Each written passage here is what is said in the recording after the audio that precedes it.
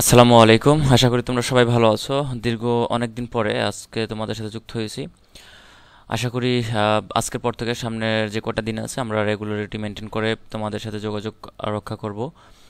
তো তোমাদের পড়াশোনা, আশা করি তোমাদের যে চ্যালেঞ্জ ছিল সেই চ্যালেঞ্জের রুটিন অনুযায়ী তোমরা চ্যালেঞ্জটা কমপ্লিট করছো। 30 ডেজ চ্যালেঞ্জের সেখানে 20 ডেজের ভিতরে আমাদের আহ, যে পড়াশোনা সিলেবাস সাজেশন ভিত্তিক সেই সাজেশন তোমরা কমপ্লিট করছো। তো তোমাদের কাছ থেকে আমি প্রথম কিছু প্রশ্ন নিতে চাই, তারপর আমি আজকে ম্যারাথন ক্লাসটি, আজকে ক্লাসে আসলে কি কি থাকবে সেটা একটু আলোচনা করে দিচ্ছি। আজকে আমরা ধরো গুরুত্বপূর্ণ টপিক থাকবে, সেই টপিকের আবার গুরুত্বপূর্ণ তোমার যে এমসিকিউ আছে সেই এমসিকিউগুলো প্র্যাকটিস আকারে তোমার ইন ডিটেলসে ব্যাখ্যা সহকারে বুঝিয়ে দেবো, যাতে ওই মানে এমসিকিউটা যদি তোমার পরীক্ষা আসে, হয়তোবা তোমার এমসিকিউটা হুবহু আসবে না, বাট ওই অনুযায়ী ওই রুলস ওই স্ট্রাকচার অনুযায়ী আসবে, এটুকু শিওর থাকো। আসলে যেন ভুল না করো। যেগুলো আমরা কমন মিস্টেকস ইন ইংলিশ সেটাও শেখাবো আজকে। তাহলে মূলত শিখবো কি টপিক, মোস্ট ইম্পর্ট্যান্ট টপিকের মোস্ট ইম্পর্ট্যান্ট প্র্যাকটিস। আর একটা বিষয় হলো তোমাদের যে common mistakes in English grammar, মানে কমন মিস্টেক যেগুলো আমরা করি বারবার, আমরা জানি। যেমন ইফেক্টের কথা বলি, ইফেক্ট আর হলো এফেক্ট। ঠিক আছে, এই যে এফেক্ট, AFFECT, এই দুইটার অবস্থানটা কোথায়, এরকম আরও যেগুলো আছে সবগুলো আমরা শিখব।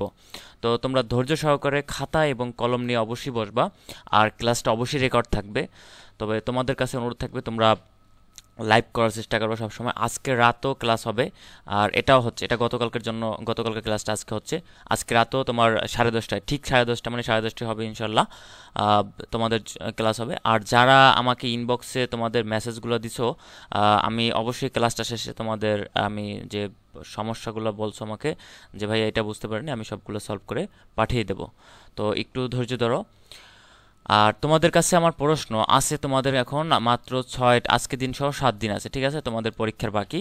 তো এই 7 দিনে আসলে লাস্ট এই 7 দিন তোমরা কি কি পড়বা, কিভাবে পড়াশোনা করলে তোমাদের জন্য মানে সব কিছু একবারে ইজিয়েস্ট হবে পরীক্ষার জন্য, সব কিছু ইউজফুল হয়, ইম্পর্টেন্সগুলোই তো পড়তে হবে, রাইট? আমরা তো তোমাদের কাছে একটা বিষয় বলি, তোমাদের এই মুহূর্তে এসে মনে হচ্ছে যে আসলে কিছুই মনে নেই, এই একটা বিষয় মনে হচ্ছে। আমি একটু ব্ল্যাঙ্ক পেজ নেই, দেখি ব্ল্যাঙ্ক পেজ আছে কিনা কোথাও। আচ্ছা, এইখানেই লিখি।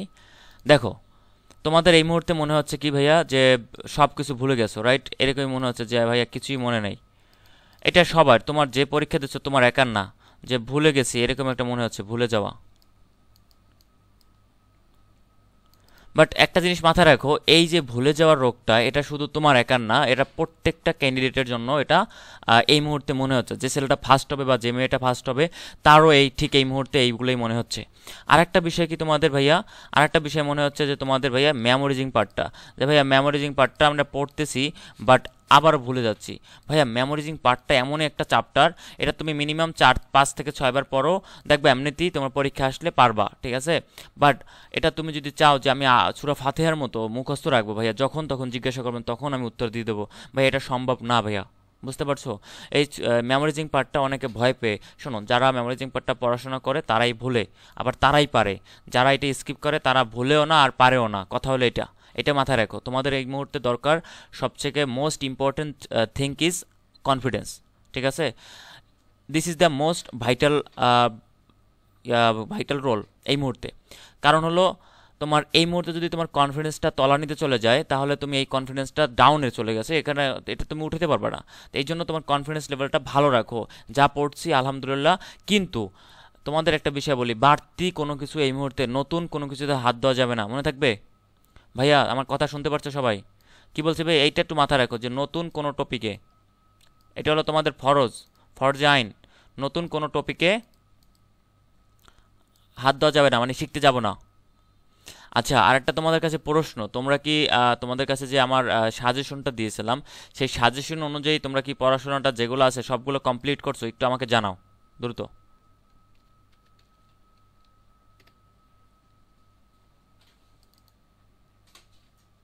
তোমাদেরকে যে আমি সাজেশন দিয়েছিলাম সেই সাজেশন অনুযায়ী কি পড়াশোনা করছিলা? একটু কম আমাকে অ্যান্সারটা দাও ভাইয়া।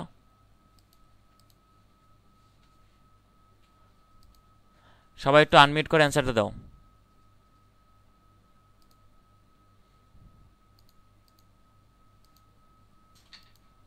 তোমাদের অ্যান্সারটা চাচ্ছি তো আমি ভাইয়া। আমি যে জি ভাইয়া। তোমাদেরকে 80% সাজেশনের একটা কমন ইয়া দিছিলাম, সেটা কি পড়ছো তোমরা, সেটা বলো। তোমরা যদি ওই 80% সিলেবাসের পড়াগুলো যদি কমপ্লিট করে থাকো, তোমাদেরকে আমি রিকোয়েস্ট করব ওই পড়াগুলোই তোমরা আবার রিভিশন দাও। আরেকটা বিষয় বলছিলাম যে তোমাদেরকে এই মুহূর্তে যেটা তোমাদের গদ্য পদ্য নাটক উপন্যাস এই জায়গা থেকে মিনিমাম 10টা প্রশ্ন আসবে। এটা তোমরা শর্ট সিলেবাস ভালো করে যারা পড়ছো আলহামদুলিল্লাহ।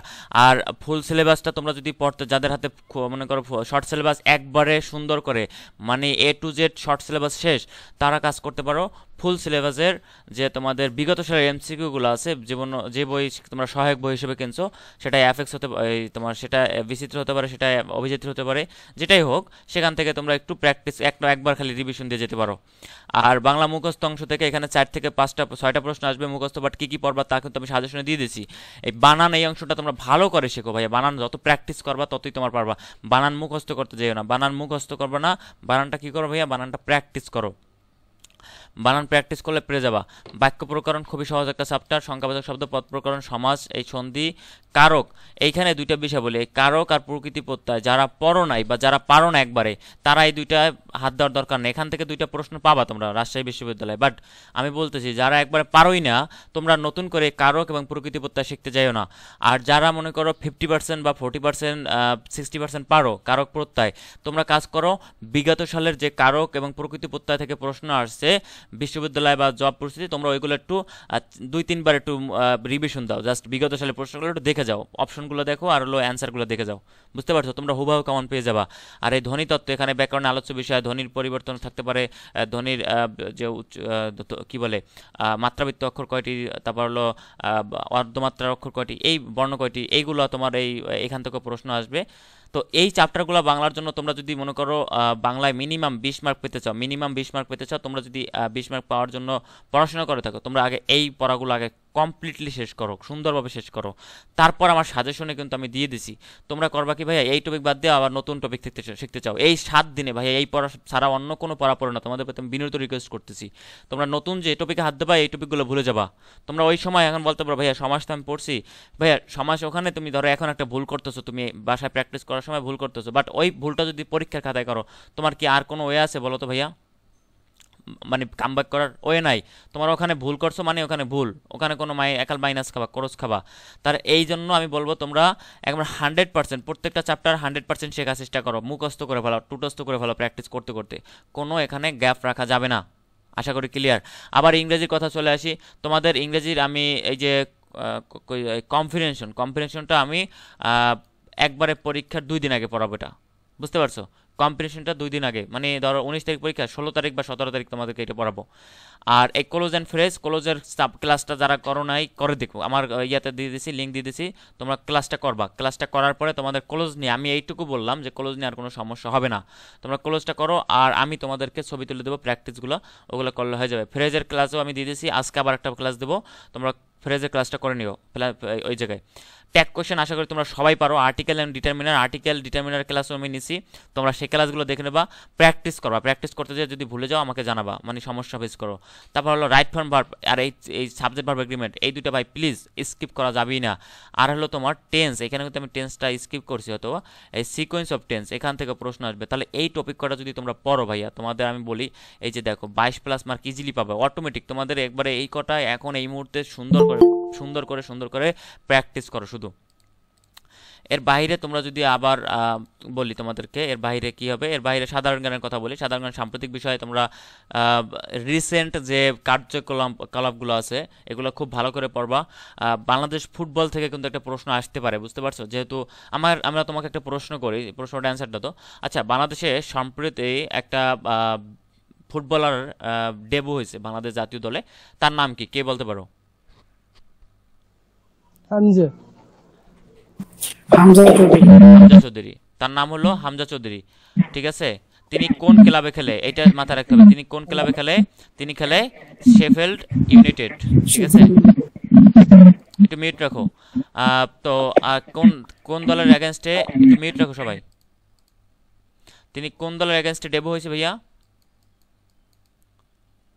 ইন্ডিয়া, মনে থাকবে? যে ইন্ডিয়ার এগেনস্টে ডেভো হয়েছে। তা এইগুলো একটু মাথায় রাখবা, সাম্প্রতিক প্রশ্নগুলো। তারপর হলো তোমার সাম্প্রতিক যে ডক্টর ইউনূসের কার্যাবলী, চীন থেকে যে বর্তমানে সফর টফর সহ করে অনেক কিছু তোমার এখানে। তারপর হলো আশিক চৌধুরীর, এই আশিক চৌধুরী কি বলতো, বিডা বিডার চেয়ারম্যান বর্তমানে, ঠিক আছে? মানে বাণিজ্যর যে বাণিজ্যিক যে বাংলাদেশের একটা বিনিয়োগ আছে সেখানে সেটার চেয়ারম্যান হলো তোমার আশিক চৌধুরী। এই যে সাম্প্রতিক তিনি একটা মানে প্রেজেন্টেশন দিয়েছে, খুব ভাইরাল হয়ে গেছে। এইটা মাথায় রাখবা, আশিক চৌধুরী এই প্রশ্নটা আসতে পারে। তার বিষয়ে একটু ভালো করে জানবা, আমি তোমাদেরকে তার বিষয়ে আমি ডিটেলসটা তোমাদেরকে আমি দিয়ে দেবো, যাও ওটা পড়ে নেও। তাই এই প্রশ্নগুলো একটু ভালো করে পড়বা, সাম্প্রতিক প্রশ্ন। তোমরা শোনো, তুমি চিন্তা করো অ্যাজ এ টিচার বা অ্যাজ এ এক্সামিনার তুমি কি দিতা পরীক্ষা আসলে, পরীক্ষার জন্য প্রশ্ন করলে? সব তো দিবা না। সাম্প্রতিক কোনগুলো, যেগুলো অর্থনীতির সাথে রিলেটেড, রাজনীতির সাথে রিলেটেড, যেগুলো দেশের সাথে রিলেটেড, যেগুলো আন্তর্জাতিক বিষয়ের সাথে রিলেটেড, যেগুলো খেলাধুলার সাথে রিলেটেড, এইগুলো দেবা। এই যে রোহিঙ্গা ইস্যু নিয়ে একটা প্রশ্ন কিন্তু আসতে পারে সাম্প্রতিকভাবে, ঠিক আছে? কত লক্ষ রোহিঙ্গা পাঠানোর জন্য মানে নেওয়ার জন্য ইয়া করছে প্রথমে প্রাথমিক পর্যায়ে 1,80,000। তো এইগুলো একটু মাথা রাখলেই হবে, এইগুলোই আসবে ভাইয়া। বাংলাদেশের জাতীয় বিষয়াবলী থেকে প্রশ্ন আসবে এই প্রাচীন। তো এই যে টপিকগুলো দিয়ে দিছি তোমাদেরকে রাবি সম্পর্কিত, আমি রাবি সম্পর্কিত তোমাদের একটা পিডিএফ দিয়ে দেবো আমি তৈরি করে, যে রাবি থেকে প্রশ্ন আসলে কী কী আসতে পারে ওইটা পড়ে নিয়ে ভালো করে। তারপর বইতে তোমাদের অবশ্যই থাকবে, বইতে পড়ে নিও। তো এই প্রশ্নগুলো যদি পড়ো তোমরা, আমি বললাম এই যে টপিক কটা যদি তোমরা সুন্দরভাবে শেষ করতে পারো, তোমাদের কাজ হলো এই টপিক কটা আগে শেষ করা, দেন আমি যে সাজেশনটা দিচ্ছি 80% সিলেবাস, ওই সাজেশনটা কমপ্লিট করো। তোমাদেরকে আমি বলছি এইটুকু, যে তোমরা ইনশাআল্লাহ তোমরা এখান থেকে মিনিমাম 75+ মার্ক পাবো, মিনিমাম 75%। তোমরা বাকিগুলো কিচ্ছু পড়ার দরকার নাই। ইংরেজি ফার্স্ট পেপার, সেদিন একটা স্টুডেন্ট দেখ কয়েকজনই ভাই ইংরেজি ফার্স্ট পেপার নিয়ে, ভাইয়া ইংরেজি ফার্স্ট পেপার বুঝতেছি না। ভাই তোর কি পড়তে বলছি ইংরেজি ফার্স্ট পেপার? থাপড়ে কান ফাটাই দেবো ইংরেজি ফার্স্ট পেপার হাত দিলে। বুঝতে পারছিস? ইংরেজি ফার্স্ট পেপার পড়া যাবে না এখন, এখন সময় আছে নাকি? ইংরেজি ফার্স্ট পেপার একটা হিউজ চ্যাপ্টার, কি পড়ার দরকার আছে ভাই? আমার তো 100 লাগবে না, আশা করি ক্লিয়ার। তাহলে তোমরা কি পড়বা ভাইয়া এই লাস্ট দিন? বলো তো, এই সবাই লাস্ট কয়েকদিন কি পড়বা বলো? অ্যান্সার দাও, অ্যান্সার দাও।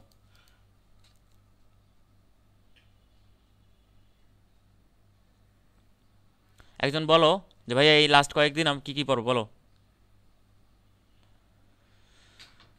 একটু আনমিউট করে বলো, আনমিউট করে বলো ভাইয়া।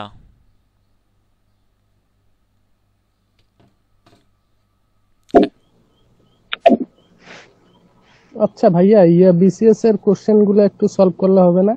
হ্যাঁ, বিসিএস এবং রাজশাহী বিশ্ববিদ্যালয়ের প্রশ্ন ব্যাংক তো অবশ্যই পড়বা, ওইগুলো তো তোমার সলভ করাই।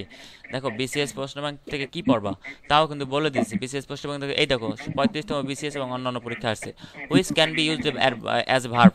দেখো একটু মিনিট রাখো। তাহলে এইখানে এই যে মাস্টার শব্দটা, কিছু কিছু জিনিস আছে আমি যেটা বললাম, যে ব্রাশ, BRAUSH, ব্রাশ। তারপর হলো ওয়াটার, WATR, ওয়াটার। এই যে মাস্টার, মাস্টার কিন্তু তোমার অ্যাজ এ নাউন আবার অ্যাজ এ ভার্ব দুইভাবেই ব্যবহৃত হয়। তাহলে এটা বিসিএস আসছে, তোমার কাজ হলো বিসিএস পোস্ট ব্যাংক থেকে ওই সকল বিষয়গুলোই পড়া। কি কি কি কি পড়বা? এক হলো ইংরেজির কথা যদি বলি আমি, ধরো এখানে আমি লিখি, ইংরেজির কথা যদি বলি, ইংরেজি থেকে কি মানে বিসিএস পোস্ট ব্যাংক, খেয়াল করো এগুলো লিখে রাখো, লিখে রাখো, বারবার এগুলো বলা যায় না। ইংরেজির জন্য বিসিএস পোস্ট ব্যাংক থেকে ইংরেজি কি কি পড়বা? প্রথম কথা, মেমোরাইজিং পার্ট। কি পড়ো ভাইয়া? মেমোরাইজিং পার্ট, মানে মুখস্থ অংশ, idioms and phrase, group verb, এই প্রিপেড প্রিপোজিশন, স্পেলিং। স্পেলিংটা তোমরা ভাই প্লিজ স্পেলিংটা তোমরা প্র্যাকটিস করবা একবার বানান করে করে। এখানে আমাকে একটু কেউ বলতে পারবা যে রেনেসাস বানানটা কি বলো তো কেউ?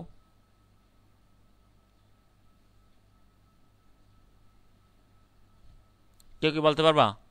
দেখো রেনেসাস বানানটা কিন্তু খুবই সহজ, মাথায় রাখবে এভাবে, REN, ren, ren S, AIS, ren S, sance, SANCE, renaissance.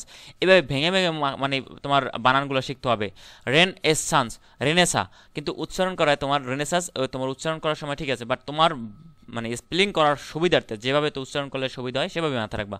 Renaissance, REN, ren, AIS, renais, SANC, sense.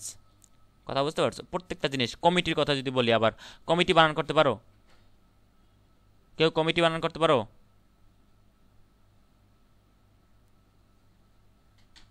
দেখো কমিটির বানানটা তোমরা একটু মাথায় রাখবা, কমিটি বানানটা কি রকমের।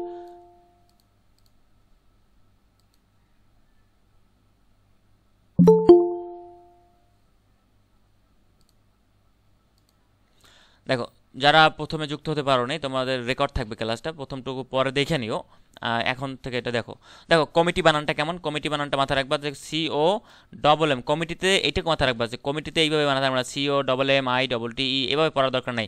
মাথায় রাখবা কমিটিতে ডবল এম, কমিটিতে কি ভাইয়া double M double T double E, এইটুকু মাথায় রাখবা শুধু।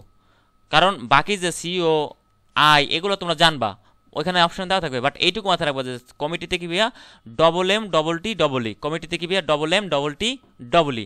প্রত্যেকটা জিনিস এইভাবে মানে স্পেলিংগুলো প্র্যাকটিস করবা, মিনিমাম একটা স্পেলিং তোমরা মিনিমাম 5 থেকে 7 বার প্র্যাকটিস করবা। আর কোনগুলো করবা, সব বিগত সালের। তাহলে বিসিএস পোস্ট ব্যাংক থেকে কী কী পড়বা এই যে বলে দিলাম।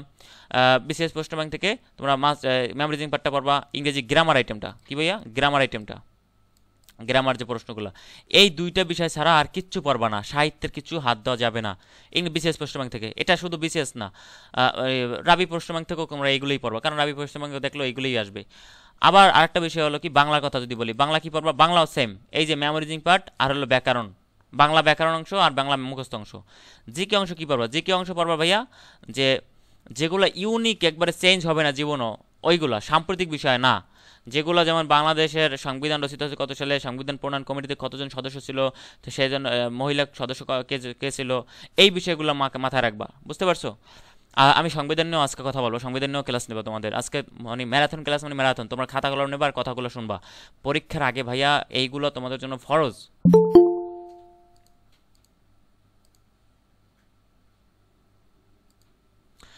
তাহলে এইখানে দেখো যে গ্রামার অংশের কথা বলছি, যে গ্রামার জিকের অংশ কিছু বললাম কি যে ভাইয়া যেগুলো আন্তর্জাতিক যে বিষয়গুলি, জাতিসংঘ বা যেগুলো আছে, যেগুলো ওই সময়ের সাম্প্রতিক না, ওইগুলো পড়া যাবে না, শুধু যেগুলো ইউনিক চেঞ্জ হবে না ওইগুলোই পড়বা।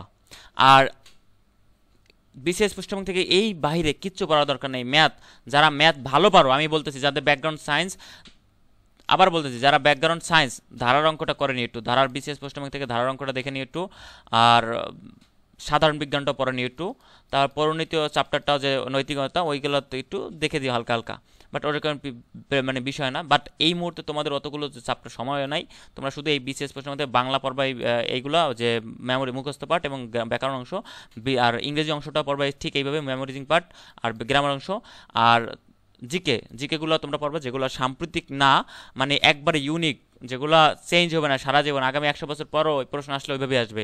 যেমন বাংলাদেশ স্বাধীন হয়েছে কত সালে, 1971 সালে, এটা সারা জীবনই থাকবে এরকমের। তো এই টাইপের যে সাধারণ জ্ঞান আছে ওইগুলো পড়ে নেবা, আশা করি ক্লিয়ার। তোমাদের এই যে 30টা টপিক আছে, এই টপিকগুলো আগে শেষ করবা, তারপর সাজেশন, আমার যে তোমাদের যে সাজেশনটা দিয়েছিলাম যে 80 মার্কের, দেখো সাজেশনটা কোথায়, সাজেশন, এই যে সাজেশনটা দিয়েছি তোমাদেরকে, দেখো এই সাজেশনটা তারপর কমপ্লিট করবা, সাজেশনে ধরে ধরে তোমরা প্রত্যেকটা জিনিস সাজেশনের সব করা শেষ করবা। এর বাইরে ভাই প্লিজ কিছু পড়তে যাও না, এর বাইরে এই যে 6টা দিন আছে, শুধু এই 6টা দিনে এইগুলো সব শেষ করার চেষ্টা করো।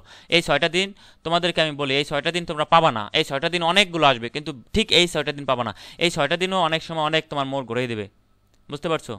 আর তোমাদের একটা বিষয় বলি, তোমাদের আমি পরীক্ষা নিচ্ছি, পরীক্ষায় রেজাল্ট খুবই খারাপ দেখতেছি, মানে খুব ভালো আশানুরূপ দেখতেছি না। আচ্ছা আমাকে একটা প্রশ্ন করো, তোমাদের কাছে কি মনে হয় যে প্রশ্ন খুব হার্ড মনে হচ্ছে ভাইয়া? একটু অ্যান্সার দাও, দ্রুত অ্যান্সার দেওয়ার চেষ্টা করবা। প্রশ্ন করার সাথে সাথে তোমরা মানে অ্যাটেন্ডেন্স নাও না, স্যারেরা যেমন অ্যাটেন্ডেন্স নেয়, তাৎক্ষণিক দেওয়া লাগে না, এরকম মাথায় রাখবা যে তোমাদের কাছে আমি প্রশ্ন করছি এখন। বলো তো প্রশ্নগুলো কি খুব হার্ড মনে হচ্ছে যে পরীক্ষা দিচ্ছ? জি ভাইয়া, কোশ্চেন হার্ড হয় আমার যেটা মনে হয় আর কি। আচ্ছা, সবারই এক প্রশ্ন, মানে এক অ্যান্সার? মোটামুটি ভাইয়া, আচ্ছা হ্যাঁ, একটু মোটামুটি না, স্ট্যান্ডার্ড মানের হয়। প্রশ্নগুলো অনেক হার্ডই হয়, ঠিক আছে। এখন আসি, তোমরা যারা 30+ মার্ক পাও ওই 50-এ, তোমরা মাথায় রাখো তোমরা কমফোর্ট জোনে আসো। যারা 25+ পাও তোমরা ভালো জোনে আসো, বাট ভালো করতে হবে। যারা আন্ডার 25, মানে 25-এর নিচে, তোমাদের আরও ভালো করতে হবে, এটা মাথায় রাখো। এখন আমাকে বলো তো এই মুহূর্তে ঠিক মিনিমাম 12 ঘন্টা প্লাস পড়াশোনা করো কে আসো?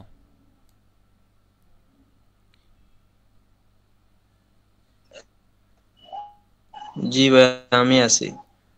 আর এখানে 8 ঘন্টার নিচে পড়াশোনা করো এমন আছে অনেকগুলা। তো ভাই তোমাদেরকে বলি, এই যে 8 ঘন্টার নিচে যারা পড়াশোনা করো, এই রকমের অ্যাভারেজ স্টুডেন্ট ভাই লক্ষ লক্ষ আছে। তাহলে চিন্তা করো তোমার কাতারে কিন্তু লক্ষ লক্ষ স্টুডেন্ট আছে, বাট এই যে 12+ ঘন্টা পড়াশোনা করে, এ কাতারে হাইয়েস্ট আছে ধরো 2000, 5000, 10,000, 15,000 স্টুডেন্ট। তাহলে ওর কিন্তু কম্পিটিটর কম, তোমার কম্পিটিটর বেশি। আর কিছু না বলি, তোমার যদি এতো না ধরে তাহলে কোনো কিছু দিয়ে ধরবে না। এখন আসি আমরা, তাহলে বুঝতে তো পারছো যে এই মুহূর্তে আসলে কি পড়া দরকার, আমরা সেগুলোই পড়বো। দেখো আমরা ভার্ব চ্যাপ্টার নিয়ে একটু কথা বলবো, এবং শুধু ভার্ব না, সিকোয়েন্স অফ টেন্স পড়বো আজকে, ভার্ব পড়বো, সংবিধান পড়বো, ম্যারাথন ক্লাস বলছিলাম। 1 ঘন্টা পর আমাদের কিন্তু লিঙ্ক ক্যান্সেল হয়ে যাবে, বুঝতে পারছো? আবার লিঙ্ক দেবো, আবার জয়েন হবা, বুঝতে পারছো? আবার অনেকে ভাত খাও নি মনে হয়, ভাত খাওয়ার দরকার নাই, ক্লাস শেষে ভাত খেতে যাবা। এখন তোমাদেরকে আমি প্রথম একবারে শুরুতে থেকে চলে যাচ্ছি। আচ্ছা, ভার্ব তো আমরা জানি, একটা সেন্টেন্সে ভার্ব মাস্ট লাগে, এগুলো আমাদের কোনো দরকার নেই জানার। আমরা যেগুলো দরকার, বললাম না, যেগুলো 100% দরকার সেগুলোই আমরা শিখবো। তো এইগুলো একটু মাথায় রাখতে পারো যে কিছু কিছু ভার্ব আছে যে ভার্বের শেষে কি কি থাকে, এই যে আইএফওয়াই থাকে, জেটি থাকে, আইএসসি থাকে, আইজেটি, এগুলো খুব একটা প্রয়োজনীয় হয় না, আমাদের পজিশন জানতে পারলে আমরা শিখে যাব, এগুলো আমাদের কোনো দরকার নাই। তবে এই যে ইন্টারচেঞ্জ অফ ভার্ব, এগুলো একটু দেখে নেবা। দেখো, what part of speech is বিফল, এই যে বিফুল মানে বলছে কি, এটা মানে বোকা বানানো, ঠিক আছে? ফুল মানে বোকা, আর এই বিফুল এটা কিন্তু ভার্ব। তাহলে এটা একটু তোমরা প্র্যাকটিস করলে, যে কটা বিগত সালে আসছে এগুলো মুখস্থ পাঠের, একটা একটা কিন্তু মুখস্থ পাঠের অংশ। এই যে দেখো, ভার্ব ফর্ম অফ ওমেন, তো এই ওমেনের ভার্ব ফর্ম কি, দেখো ওমেনাইজ। তাহলে এইগুলো তোমরা একটু মানে প্র্যাকটিস করলে তোমরা পেরে যাবা, বাট আমরা গ্রামাটিক্যালি শিখবো, এগুলো কিন্তু মুখস্থ অংশ, এগুলো কিন্তু কোনো আমাদের ক্ষেত্রে কোনো জিনিস এগুলো জানার মানে কি বলে, মানে রুলস নাই এগুলোর, ঠিক আছে? এগুলোর কোনো রুলস নাই। Which on is the verb, এখানে দেখো বলছে কি ক্লোজলি, ক্লোজলি, ওপেনলি, প্রত্যেকটা দেখো ক্লোজলি, এই যে আমরা জানি কি এলয় যুক্ত থাকলে এটা কিন্তু অ্যাডভার্ব হয়ে যায়, আমরা সেটাও জানি। কিন্তু এইখানে দেখো রিপন, এই রিপন মানেটা কি, দেখো রিপন মানে হলো বন্ধ থেকে রিওপেন, সরি রিপন না, রিওপেন মানে ওপেন মানে খোলা, আর এই যে রিওপেন আছে, এই রিওপেন হলো পুনরায় খোলা। তাহলে এগুলো তোমরা প্র্যাকটিস করতে গেলে তোমরা অবশ্যই তখন দেখতে পাবা সব কিছুই। তো এখন শুধু তোমরা এগুলো প্র্যাকটিস করবা। কিন্তু আমরা আসি আমাদের মেইন আলোচনা বিষয় নিয়ে, এই যে বিষয়গুলো একটু মাথায় রাখবা। এইগুলো হলো কি ভাইয়া, এই ওয়ার্ডগুলো নাউন হিসেবেও বসে আবার ভার্ব হিসেবেও বসে, এগুলো একটু মাথায় রাখবা। দেখো এই যে মাস্টার শব্দটা, এটা তোমার নাউন হিসেবে পাবা, ভার্ব হিসেবে পাবা। এই যে বুক, আমরা সবসময় জেনে আসছি ভার্ব, ওই নাউন, বাট এটা ভার্ব হিসেবে আছে, ড্রিম। তারপর দেখো এই যে ব্রাশ, ওয়াটার, ডগ, তারপর হলো ওয়েস্ট, তারপর হলো হ্যান্ড। তো যাই হোক, এগুলো তোমরা পারবা, স্টাডি। তোমরা কাজ করবা কি, এই যে পজিশন অফ ভার্ব কি তোমাদের শিখিয়েছিলাম আমি, বলো তো? ভার্বের পজিশন শিখেছিলাম? না ভাইয়া। না ভাই, হয় নাই।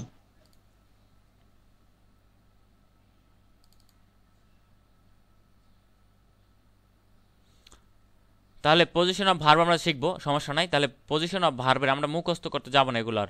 তাহলে ওই যে ভার্বের পজিশন মানে এই ওয়ার্ডগুলো দেখবো কীভাবে মুখস্থ করে, তবে একটু দেখে নিও যে এই ওয়ার্ডটা কোন জায়গায় আছে সেন্টেন্সের, তাহলেই আমরা বুঝতে পারবো যেটা ভার্ব হিসেবে আছে না নাউন হিসেবে আছে। সেটা আমরা ওই পজিশন অফ নাউনের ক্লাস যারা দেখছো অবশ্যই ওটা করছি, আর ভার্বের ক্লাসটা করবো, সমস্যা নেই। এখন আসি আমরা এই বিষয়টা আলোচনা করতে যে ভার্ব আসলে কি, ভার্বের প্রকারভেদ, ফাইনাইট ভার্ব এবং non finite verb. Finite verb কি আমি ক্লোজের ক্লাসে কিন্তু খুব সুন্দরভাবে বলে দিয়েছি, যে ভার্বটা সাবজেক্ট অনুযায়ী পরিবর্তন হয়, টেন্স অনুযায়ী পরিবর্তন হয়, নাম্বার অনুযায়ী পরিবর্তন হয়, পার্সন অনুযায়ী পরিবর্তন হয়, এবং যে ভার্বটা সাবজেক্টের ঠিক পরেই আছে, সাবজেক্টের ঠিক পরেই আছে। আমি তোমাদেরকে একটা উদাহরণ দিই। একটা ভার্ব কয়ভাবে বসে একটা সেন্টেন্সে? 3ভাবে বসে, রাইট? ওই 6ভাবে বসে। একটা হলো কি ভার্বের ভি1 হিসেবে বসে, তারপর কি হিসেবে বসে ভাইয়া? ভার্বের ভি2 হিসেবে বসে, ভার্বের ভি3 হিসেবে বসে, তারপর কি 2 প্লাস ভি1 হিসেবে বসে, তারপর কি ভাইয়া? ভার্বের সাথে আইএনজি হিসেবে বসে। আরেকটা কি ভাইয়া? ভার্বের সাথে এস অথবা ইএস হিসেবে বসে। তাহলে এই যে ভার্বের 6টা রূপ, খেয়াল করো এখানে কয়টা রূপ ভাইয়া? ভার্বের ভার্বের কিন্তু এখানে 6টা রূপ। তাহলে এই ভার্বের 6টা রূপের ভিতরে মোট এই যে ভার্বের ভি1, ভি2 আর হলো এই ভার্বের সাথে এস বা ইএস, এই 3টার রূপই কিন্তু একমাত্র ফাইনাইট ভার্ব হিসেবে বসতে পারে। বাকি যে রূপগুলো আছে যে ভি3, এই ভি3 যদি দেখো কোনো সেন্টেন্সে তাহলে ওটা কিন্তু ফাইনাইট ভার্ব না। এই যে ভার্বের সাথে আইএনজি যদি দেখো এটা কিন্তু ফাইনাইট ভার্ব না। এই যে 2 প্লাস ভি1 এটা কিন্তু ফাইনাইট ভার্ব না, এগুলোকে বলা হয় নন ফাইনাইট ভার্ব। মনে থাকবে? আশা করি মনে থাকবে। এখন তোমাদেরকে আমি একটা এক্সাম্পল দেই, তোমরা কি আর কথা বুঝতে পারতেছো ভাইয়া? Rana has DONE done the work. আমাকে এখন অ্যান্সার দাও তো, এখানে আমি সবার কাছে প্রশ্ন, দ্রুত অ্যান্সার দেবা। Rana has done the work, এখানে আমাকে প্রশ্ন করো যে আমার অ্যান্সারটা দাও। এখানে হ্যাজ একটা ভার্ব, ডান ডান একটা ভার্ব। এখন বলো তো এখানে ফাইনাইট ভার্বটা কোনটা? বলো বলো দ্রুত বলো। হ্যাশটা ফাইনাইট বার বা হ্যাঁ। ডান এটা হচ্ছে নন ফাইনাইট।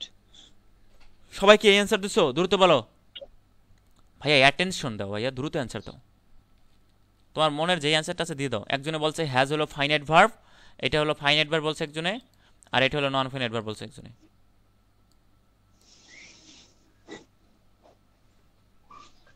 বলো বলো বলো।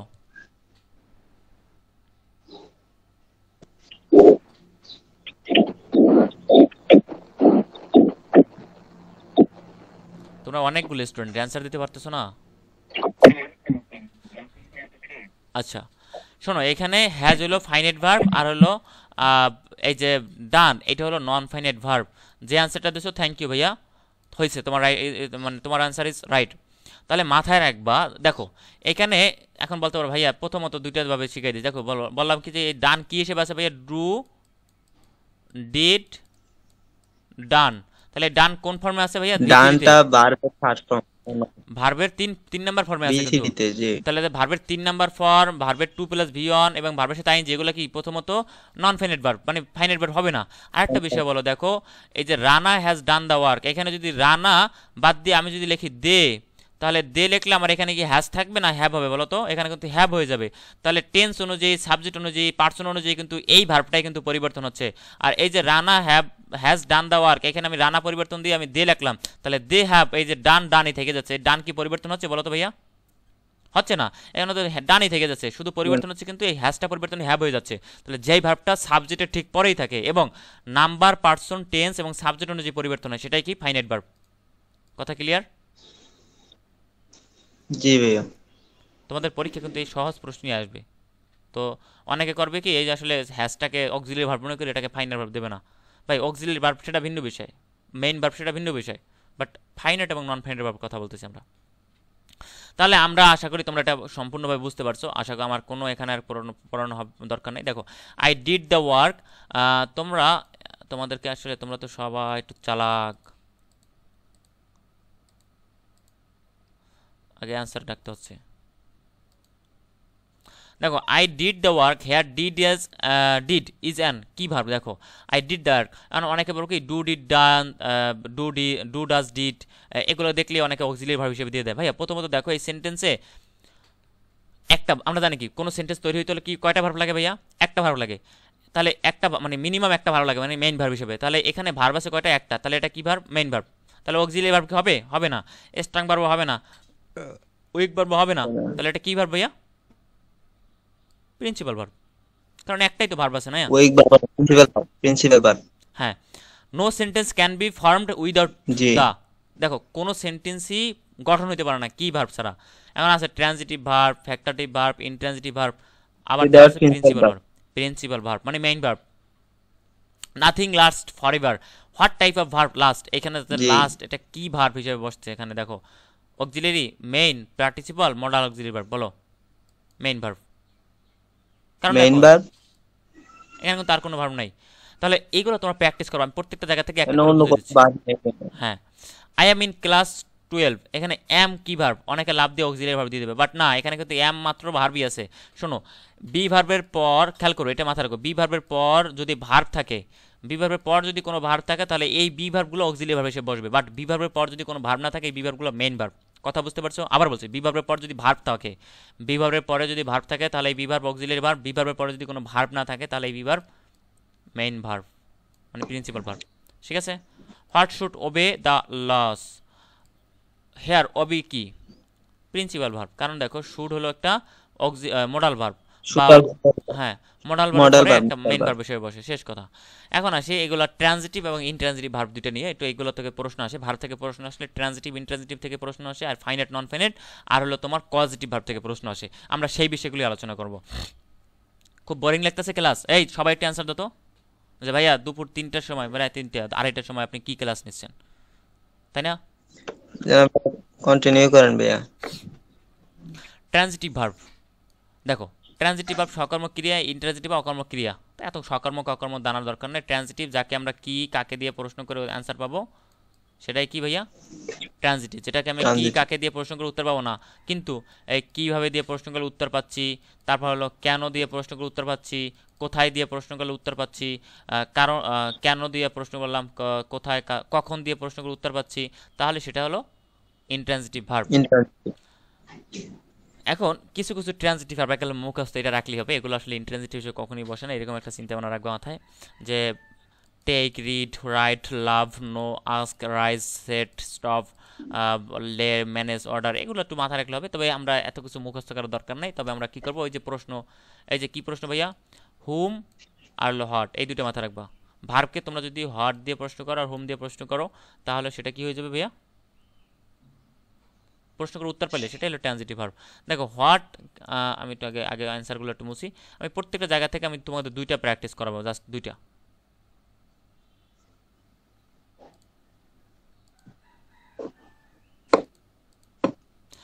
এখানে দেখো আমি তোমাদের কাছে একটা প্রশ্ন করলাম,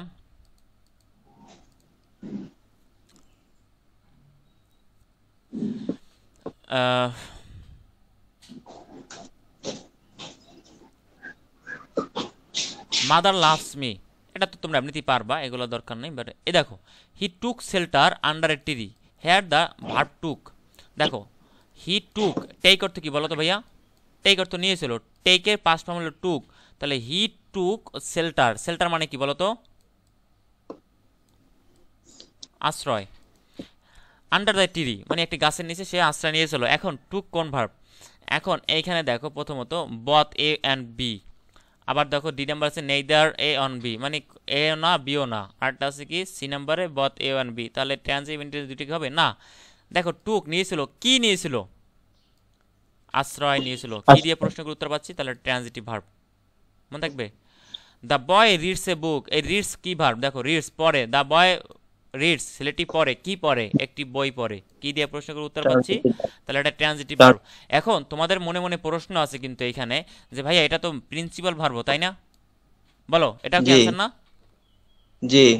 তাহলে কেন ভাইয়া প্রিন্সিপাল দেবো না ট্রানজিটিভ ভার্বটা দেবো। শোনো, যখন তোমার কোনো ভার্বের বলি বা কোনো পার্টস অফ স্পিচের একবারে ইন ডিটেলসে ব্যাখ্যা করে দেওয়া, মানে কাছের জিনিসটা দেখো, প্রথমত আমরা জানি এটা ট্রানজিটিভ ভার্ব, ওই সরি কি প্রিন্সিপাল ভার্ব, সেটা তো আমরা সবাই জানি, বাট এইখানে যখন দেয়া আছে একবার স্পেসিফিক ট্রানজিটিভ ভার্বটা উল্লেখ করা আছে, তাহলে বুঝতে হবে যে এইখানে কাছের যে জিনিসটা, অর্থাৎ তোমার বাবাকে দাওয়াত দিল, সাপোজ তোমার বাবাকে দাওয়াত দিল, তোমার বাবা বাসায় নাই, তখন কিন্তু তুমি যাবা সেই দাওয়াতে না, বাট তোমার বাবা যদি থাকে তাহলে কি তোমার যাওয়ার দরকার আছে, দরকার নাই। তাহলে এইখানে বিষয়টা হলো এই রিডস, এইখানে কিন্তু এটা একটা প্রিন্সিপাল ভার্ব, তা আমরা রাইট অ্যান্সারটা আমরা দেখতেছি, হ্যাঁ এখানে এ নাম্বারটাও রাইট অ্যান্সার হয়, বাট এই যে বি নাম্বারটা অক্সিলারি ভার্ব এটা হবে না, ডি নাম্বার ইন্ট্রানজিটিভ হবে না, তাহলে বাকি থাকে প্রিন্সিপাল এবং ট্রানজিটিভ। তাহলে দেখো কোন ভার্বটা সব থেকে কাছের, এই রিডস কিন্তু আমরা জানি ট্রানজিটিভ ভার্ব হিসেবেই সবচেয়ে কাছের, অ্যান্সারটা দিলে সুইটেবল বেশি মনে হবে, কারণ হলো এখানে তুমি ট্রানজিটিভ ভার্ব তখনই দিতে রাইট অ্যান্সার করতে পারবো যখন তুমি ভার্ব সম্পর্কে ডিটেলসে জানবা, বাট প্রিন্সিপাল সম্পর্কে ভার্ব সম্পর্কে আমরা কিন্তু ডিটেলসে জানার প্রয়োজন হয় নাই, ওই সামান্যটুকু যে মেইন ভার্ব হিসেবে একটা কোনো সেন্টেন্সে একটা ভার্ব থাকলে সেটা জানি আমরা প্রিন্সিপাল ভার্ব, বাট ট্রানজিটিভ ভার্বটা তোমার যদি জানতে হয়, তাহলে কি বা কাকে দিয়ে প্রশ্নগুলো উত্তর পাচ্ছি সেখানে তোমার ইন ডিটেলসে, এই জন্য রাইট অ্যান্সারটা এখানে ট্রানজিটিভ ভার্বটাই দেবা। যদি কোনো আবার এইখানে যদি ধরো রিডস না থাকে, যদি গো থাকতো, the boy goes to the school, তাহলে এই গোস কোন ভার্ব হিসেবে দিতে বলো তো এখানে, বলো। জি ভাইয়া। এখানে যদি থাকতো the boy goes to the school, তাহলে গোস কি ভার্ব দিতে এখানে, ইন্ট্রানজিটিভ। হ্যাঁ এখানে গোস তোমরা ইনট্রানজিটিভ ভার্ব হিসেবে দিতা, রাইট। দেখো বাক্যের অর্থ সম্পূর্ণ করতে যে ভার্বের অবজেক্ট প্রয়োজন হয় তাকে ট্রানজিটিভ ভার্ব বলে, অবজেক্ট সর্বদাই নাউন অথবা প্রোনাউন হয়, এটা তো আমরা জানি তাই না, তাই বাক্যে ভার্বের নাউন প্রোনাউন জি থাকলে ভার্বটি অবশ্যই ট্রানজিটিভ ভার্ব হবে। সহজ কথা, যে সকল ভার্বের পরে ইট বসানো যায় তারাই হচ্ছে ট্রানজিটিভ ভার্ব। অপশনে ট্রানজিটিভ ভার্ব না থাকলে প্রিন্সিপাল ক্লোজ উত্তর দেবা, মানে প্রিন্সিপাল ক্লোজ না, প্রিন্সিপাল ভার্ব। তাহলে এগুলো তোমরা ই অবজেক্ট এবং কমপ্লিমেন্ট নিয়ে তোমাদের কোনো সমস্যা আছে বলো তো, দ্রুত বলো, আমি কিন্তু ক্লোজে শিখাইছি, ফ্রেজও শিখেছি। যে না ভাইয়া, কমপ্লিমেন্ট তো সেটা যেটা পরিপূরক, মানে সাবজেক্টের পরিপূরক যেটা ওইটাই কমপ্লিমেন্ট। হ্যাঁ অবজেক্ট হলো ভার্ব সম্পর্কে তথ্য দেবে, মানে ভার্বকে আমরা কে কি আর হলো কাকে দিয়ে প্রশ্নের উত্তর পাবো। আর এই যে কমপ্লিমেন্ট, এই কমপ্লিমেন্ট আমরা, কমপ্লিমেন্ট কিন্তু দুই অতিরিক্ত প্রকার। তথ্য। এটা হলো সাবজেক্ট সম্পর্কে অতিরিক্ত তথ্য দেবে, সাবজেক্ট সম্পর্কে। এবং কি ভার্বের পরে বসবে ভাইয়া? লিঙ্কিং ভার্বের পরে, মানে বি ভার্ব অথবা লিঙ্কিং ভার্বের পরে বসবে। আর অবজেক্ট বসবে কি? ট্রানজিটিভ ভার্বের পরে বসবে, জাস্ট এটুকুই। আর ভার্ব কি বললাম? কমপ্লিমেন্ট সাবজেক্ট সম্পর্কে তথ্য দেবে অতিরিক্ত, আর একটা বিষয় হলো তোমার অবজেক্ট সম্পর্কে আবার তথ্য দেবে। তাহলে অবজেক্ট মানে একটা কমপ্লিমেন্ট দুই প্রকার, একটা হলো সাবজেক্টিভ কমপ্লিট আর একটা কমপ্লিমেন্ট, আর একটা হলো অবজেক্টিভ কমপ্লিমেন্ট। এগুলো আমি সুন্দরভাবে শিখেছি, তোমরা একটু দেখে নিও ওখানে। Identify the underline items. What did you tell her, এখানে বলছে কি এটা what did you tell her. What এখানে কি হিসেবে বসে? Predicate, question, indirect object, direct object. আমরা জানি কি যে ডিরেক্ট অবজেক্ট এবং ইনডাইরেক্ট অবজেক্ট দিয়ে কি বোঝাই? ডিরেক্ট অবজেক্ট যেটা বস্তুবাচক অবজেক্ট পাই, মানে কি দিয়ে প্রশ্ন করে যেটা উত্তর পাবো সেটা হলো ডিরেক্ট অবজেক্ট। আর কাকে দিয়ে বা কাদেরকে দিয়ে প্রশ্ন করে যদি উত্তর পাই সেটা হলো ইনডাইরেক্ট অবজেক্ট, ব্যক্তিবাচক অবজেক্টগুলো। তাহলে এগুলো তোমরা শিখে নিও, এগুলো সমস্যা নাই, তোমরা পারবা, এমনিতেই পারবা এগুলো। ব্যক্তিবাচক যেটা ওটা ইনডিরেক্ট অবজেক্ট নাকি? হ্যাঁ হ্যাঁ, ব্যক্তিবাচক যেটা ইনডাইরেক্ট অবজেক্ট। এখন এই জায়গায় তোমার দুইটা একটা বিষয় মাথায় রাখবে। ট্রান্সিটিভ ভার্বের পরে যদি এখন আসে ভাইয়া অবজেক্ট কয় প্রকার আমরা জানি। ট্রান্সিটিভ ভার্বের পরে অবজেক্ট বসে, দুইটা অবজেক্ট বসে, মানে অবজেক্ট বসে। এখন অবজেক্ট কয় প্রকার? দুই প্রকার। এখন ইনডাইরেক্ট অবজেক্ট আর ডিরেক্ট অবজেক্ট। এখন দুইটা অবজেক্টই যদি তোমার সেন্টেন্সে থাকে, তাহলে কোনটা আগে বসাবা কোনটা পরে বসাবা, এটা নিয়ে একটা দ্বিধাদ্বন্দ্ব থাকতে পারে না? থাকবে, অবশ্যই থাকবে। ভাইয়া আছে ক্লিয়ার করে দিচ্ছে। ট্রান্সিটিভ ভার্বের পরে যদি তোমার দুইটা অবজেক্ট থাকে, তাহলে প্রথমে যেই অবজেক্টটা নিয়ে আসবে সেটা হলো ইনডাইরেক্ট অবজেক্ট, মানে ব্যক্তিবাচক অবজেক্ট, তারপরে বস্তুবাচক অবজেক্ট। আমি যদি বললাম তোমাকে যে এই দেখো he gave me a pen, তাহলে হি গেভ সে আমাকে দিয়েছিল, কাকে দিয়েছিল? আমাকে দিয়েছিল। তাহলে এটা কি বাচক ভাইয়া? ব্যক্তিবাচক। কাকে দিয়ে প্রশ্নের উত্তর পাচ্ছি? কি দিয়েছিল? একটি পেন, একটি কলম। এখন তুমি চাচ্ছ ভাইয়া আমি এই পেনটা আগে দেবো পরে মি দেবো, তাও দিতে পারো। বাট এখানে একটু মাথা রাখতে হবে, যদি ট্রান্সিটিভ ভার্বের পরে তুমি ডিরেক্ট অবজেক্ট আগে লেখো, মানে এই বস্তুবাচক অবজেক্ট আগে লেখো, তাহলে ওই যে ইনডাইরেক্ট অবজেক্টটা পরে লিখবা, তার পূর্বে টু বা ফর বা উইথ যে কোনো একটা লিখতে হবে, তবে টুটাই বেশি লিখবা বা ফর, এটা অর্থের সাথে মিল রেখে। তাহলে he gave me two pen, ওই sorry he gave a pen to me. তাহলে সবসময় মাথা রাখার চেষ্টা করবা তুমি ইনডাইরেক্ট অবজেক্টটাকেই তুমি আগে দেওয়ার চেষ্টা করবা, আগে তারপর তাহলে আর সমস্যা নাই।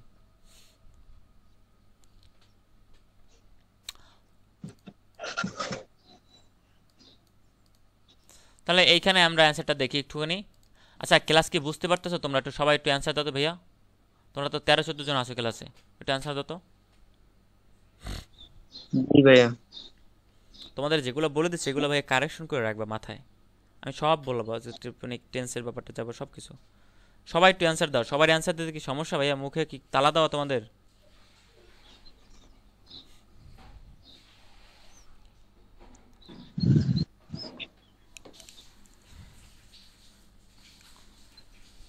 Choose the correct sentence. এখন দেখো এখানে রাইট অ্যান্সারে কোনটা? I presented her a follower, I presented a follower for her, she was presented a follower by me, I presented her with a follower. এখন এইখানে দেখো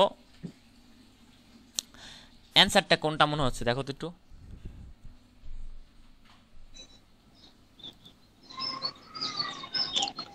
সি নাম্বার। আরে ডাইকে দিলাম। দেখো এখানে একটা বিষয় বলি, প্রেজেন্টের এই যে ভার্বটা, এই ভার্বটার সাথে তোমার মাথা রাখতে হবে এই ভার্বটার সাথে সবসময় অ্যাপ্রোপ্রিয়েট প্রিপোজিশন বসে উইথ, প্রেজেন্ট উইথ, কোনো কিছু হাজির করা, ঠিক আছে, বা উপস্থিত করা। তাহলে কোনো কিছু মানে এখানে বলছে কি তাকে আবার উপহার দেওয়া। তাহলে কি দিয়েছে দেখো, আই প্রেজেন্টেড হার, আমি তাকে উপহার দিয়েছি কি দিয়ে? একটি ফুল দিয়ে তাকে মানে উপহার দিয়েছিলাম, ঠিক আছে। এইটা একটু ব্যতিক্রম, এই জন্য এখানে দেওয়া আছে যে চুজ দ্য কারেক্ট সেন্টেন্স। তবে যদি আমরা ওই হিসেবে চিন্তা করি যে I presented her a follower, এটা কিন্তু রাইট অ্যান্সার হয়। আবার দেখো I presented a follower for হার, তাহলে এটাও কিন্তু রাইট অ্যান্সার হয়, যে বস্তুবাচক অবজেক্ট আগে নিয়ে আসছে তারপর ব্যক্তিবাচক অবজেক্টটা। She was presented a follower by me, এটাও কিন্তু ওই হিসেবে রাইট অ্যান্সার হয়। তোমার কী হিসেবে ভাইয়া? ভয়েস চেঞ্জ হিসেবে। কিন্তু এই তিনটেই ব্যতিক্রমে, কারণ এই জন্য ব্যতিক্রম এটা হলো I presented her with a follower, প্রেজেন্টের সাথে সবসময় তোমার কি বসে? মানে উইথ বসে, মানে উইথ ফিমেল। প্রেজেন্টের পরে অবজেক্ট থাকবে, অবজেক্টের পরে উইথ প্লাস ডিরেক্ট অবজেক্টটা, এই জন্য এটা মাথা রাখবা। কমপ্লিমেন্ট আমি আর না যাই, এগুলো পারবা। দেখো হি বিকেম এ পলিটিশিয়ান, মানে সে একজন রাজনীতিবিদ হয়েছিল। তাহলে একজন রাজনীতিবিদ যে ব্যক্তি আর এই যে সে, এই দুজন ব্যক্তি কিন্তু একই ব্যক্তি, তাই না? তাহলে সাবজেক্ট এবং এই যে কমপ্লিমেন্ট একে অপরের পরিপূরক, মানে সাবজেক্ট এবং এই যে অবজেক্টটা আমরা যেটা ধরি বা মানে ভার্বের পরে যেটা আছে এটা কিন্তু একে অপরের পরিপূরক হলে এটা আমরা কি বলবো ভাইয়া? কমপ্লিমেন্ট বলবো। কমপ্লিমেন্ট। দেখো Shakespeare is a playwright, Shakespeare একজন নাট্যকার। তাহলে এই যে প্লেরাইট যে, নাট্যকারও যে, এখানে আর এ শেক্সপিয়ার একই ব্যক্তি, তাই না? তাহলে এটা কিন্তু আমরা বলতে পারি এ প্লেরাইট ইজ শেক্সপিয়ার, এটা তো লিখলে আমরা কিন্তু হবে, হবে না? এগুলো মাথায় রাখলে হবে। ট্রানজিটিভ ভার্ব এগুলো আমাদের দরকার নেই আর কিছু। আমরা এখন চলে যাব কোয়াজিটিভ ভার্বে।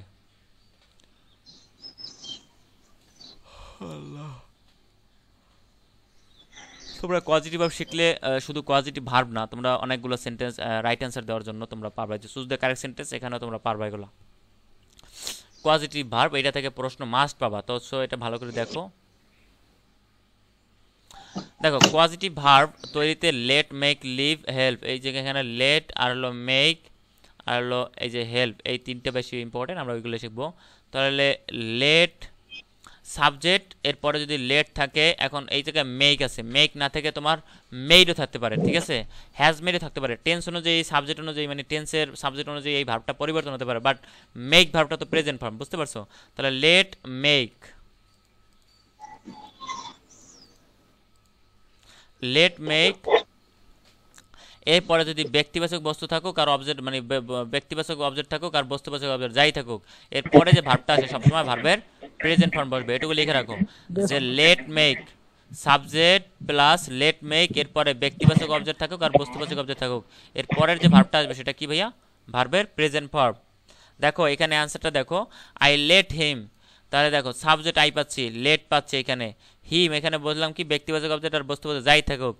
এই দেখো হিম পাচ্ছি, তারপরে যে ভার্বটা আসছে সেটা কি হচ্ছে? প্রেজেন্ট ফর্মই আছে। দেখো বিয়ন। দ্য মাদার মেড, দেখো এই মেক ভার্বটা কিন্তু এখানে মেড হিসেবে বসে টেন্স অনুযায়ী। মাই মাদার মেড, তারপর কি বলছে? Her baby take the medicine. তাহলে দেখো এই যে হার বেবি, তার সন্তানকে, বাচ্চাটিকে, তাহলে এটা কি? ব্যক্তিবাচক অবজেক্ট পাচ্ছি এখানে। তারপর দেখো দ্য মাদার মেড, এই যে ভার্ব পাচ্ছি মেড, তারপর এই যে সাবজেক্ট পাচ্ছি মাদার। এখন এই যে ভার্বটা বসবে কি ভাইয়া? টেক, পরবর্তী যে ভার্বটা। আমরা কিন্তু জেনে আসছি যে একটা সেন্টেন্সে দুইটা ভার্ব থাকলে মেইন পরের ভার্বটা কি হয়? ভার্বের সাথে আইএনজি। বাট এখানে কিন্তু ভার্বের সাথে আইএনজি বসাতে পারবো না, কারণ হলো এখানে আমরা কোয়াজিটিভ ভার্ব শিখতেছি।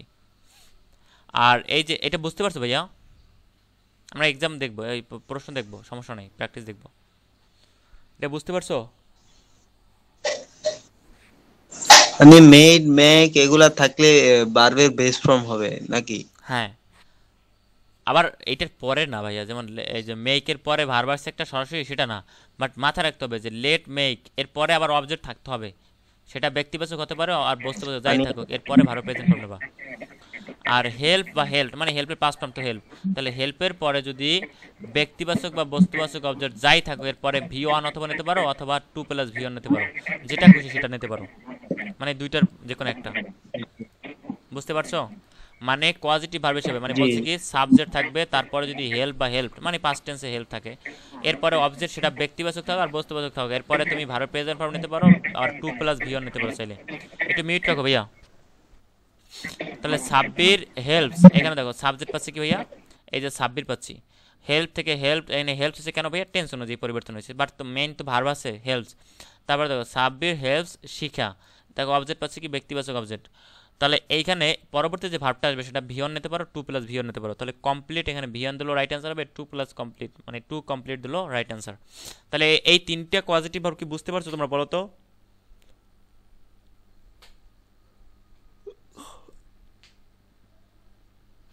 বলো বলো।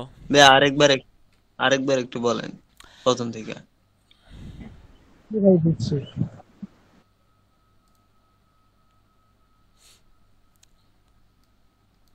সাবজেক্ট প্লাস লেট অথবা মেক, এরপরে অবজেক্ট, সেটা যে অবজেক্টই থাকুক, ব্যক্তিবাচক থাকুক আর বস্তুবাচক থাকুক, এরপরে যে ভার্বটা আসবে সেই ভার্বটা কোন ফর্ম বসবে ভাইয়া? ভার্বের ভি ওয়ান লিখো। আর সাবজেক্ট প্লাস এইচএলপি হেল্প, এরপরে অবজেক্ট, এরপরে যে ভার্বটা আসবে সেটা তুমি চাইলে ভিয়ন নিতে পারো, অথবা টু প্লাস ইনফিনিটিভ। ভিয়ন নিতে পারো, মানে ইনফিনিটিভ, তোমার যেটা খুশি। ক্লিয়ার এবার? এখন এই হেল্পটা এইখানে বললাম না, এই হেল্প ভার্বটা তোমার যে কোনোভাবে বসতে পারে টেন্স অনুযায়ী। এখানে হেল্পস হইতে পারে, এখানে হেল্পড হতে পারে, এখানে হ্যাজ হেল্প থাকতে পারে, হ্যাভ হেল্প থাকতে পারবে, আবার এখানে হ্যাজ লেট থাকতে পারে, হ্যাভ লেট থাকতে পারে, হ্যাজ মেড থাকতে পারে, মেড থাকতে পারে, তারপর হলো হ্যাভ মেড থাকতে পারে, ইজ মেকিং থাকতে পারে, যাই থাকুক, মানে মেইন বিষয়টা হলো মেক আছে কিনা, বা লেট আছে কিনা, বা হেল্প আছে কিনা, এটা মাথায় রাখবা। ক্লিয়ার ভাইয়া এবার? জি ভাই ক্লিয়ার। কারো কোনো প্রশ্ন আছে?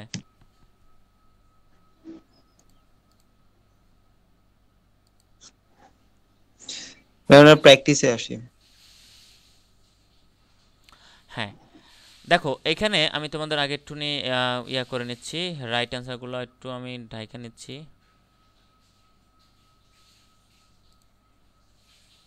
তোমরা একটু বোঝার চেষ্টা করবা, রাইট অ্যান্সার দেখে দাগাই দিও না, আমার একটু মানে বুঝবা, না বুঝলে অ্যান্সার দেবা, সমস্যা নেই, বলবা, প্রশ্ন করবা।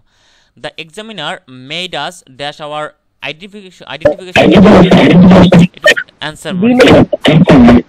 একটু মিউট রাখো ভাই, আমি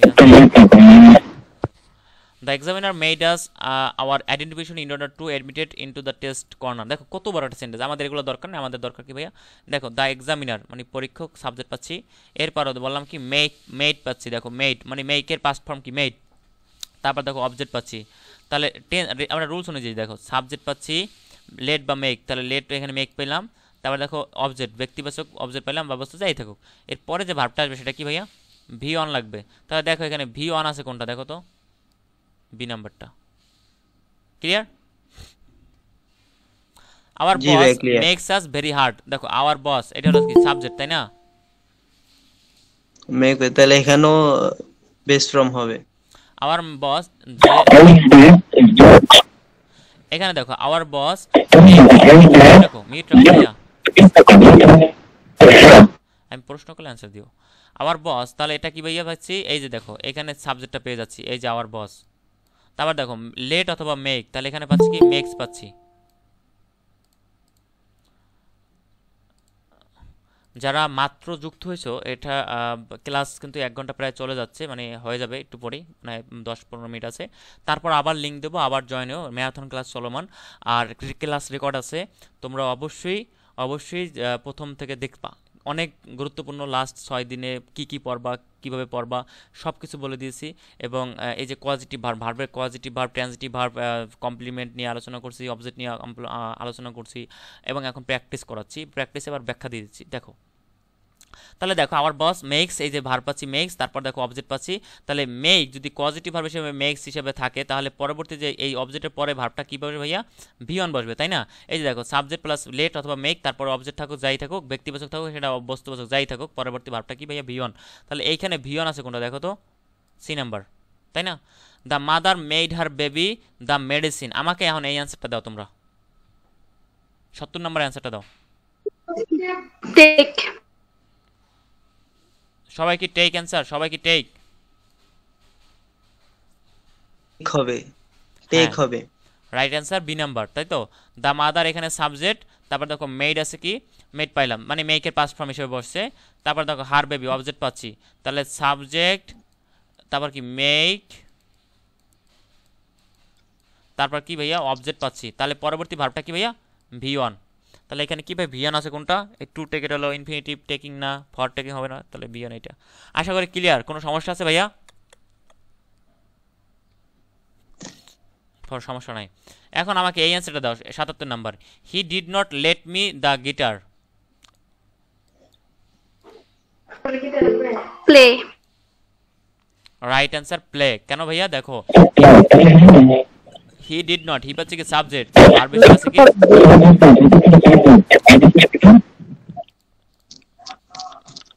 ভাইয়া যে এইমাত্র বলছো তোমার কথা, সাফওয়ান সাইমন মনে হয় তুমি বলছোলা, কিছু তোমার কথা শোনা যায় না ভাইয়া। হি ডিড নট লেট, এখানে দেখো সাবজেক্ট পাচ্ছি, তারপর কি ভার্ব হিসেবে পাচ্ছি কি লেট, তারপর কি দেখো অবজেক্ট পাচ্ছি, তারপরে দেখো সাবজেক্ট, দেখো স্ট্রাকচার অনুযায়ী যাই আমরা, এই দেখো সাবজেক্ট পাচ্ছি, এটা মুছে দেই একটু কি, অন্য কিছু নেই। এই সাবজেক্ট পাচ্ছি, তারপর লেট অথবা মেক, যে কোনো একটা নিব, লেট পাচ্ছি, তারপর দেখো যে কোনো ব্যক্তিবাচক থাকতে পারে, বস্তুবাচক অবজেক্ট যাই থাকুক, এরপরে ভার্বের প্রেজেন্ট ফর্ম মানে ভার্বের ভি অন। তাহলে দেখো এখানে কি হয়েছে, he did not let me play, তাহলে ভি অন এখানে কি শুধু প্লে, বাকিগুলো হবে না। The teacher made the children, একই বিষয়, দ্য টিচার মেড একটা মেইন ভার্ব পাচ্ছি, তাহলে মেইন ভার্বের পর মানে কি মেইন ভার্ব হিসেবে যদি তোমার দেখো মেক, তোমাদের সহজে বলে দিচ্ছি আমি, মেইন ভার্ব হিসেবে যদি দেখো মেক অথবা লেট অথবা হেল্প, তখনই পজিটিভ ভার্ব চিন্তা করবা। পরবর্তী যদি আবার ভার্ব দেখো তাহলে এটা পজিটিভ ভার্ব হিসেবে হয়ে যাবে, ঠিক আছে। তাহলে the teacher made the children, এখানে কি দেবো ভাইয়া, রাইট অ্যান্সার। সাবজেক্ট পাচ্ছ, এই মেক পাচ্ছ, তারপর কি অবজেক্ট পাচ্ছ, তাহলে পরবর্তী যে ভার্বটা সেটা কি ভাইয়া, ভি অন। তাহলে রাইট অ্যান্সার কোনটা, রিডস রিড, না রিড, রিড রিড। আশা করি ক্লিয়ার। রিড হবে। তাহলে ভাইয়া এই যে তিনটে পজিটিভ ভার্ব শিখেছি, কোনো সমস্যা আছে ভাইয়া? তোমাদের বারবার বলি ভাইয়া, এখান থেকে প্রশ্ন মাস্ট পাবা তোমরা, একবার 100% পাবা। তাহলে বলো এখানে সমস্যা আছে ভাইয়া তিনটা রুলস নিয়ে? এই যে তিনটা রুলস, জি না ভাইয়া, কন্টিনিউ করেন। এই যে রুলস নেওয়া থাকবে। সাবজেক্ট, এখন আসি হেল্পেরটা, আসি হেল্পটা একটু দেখাই দিই।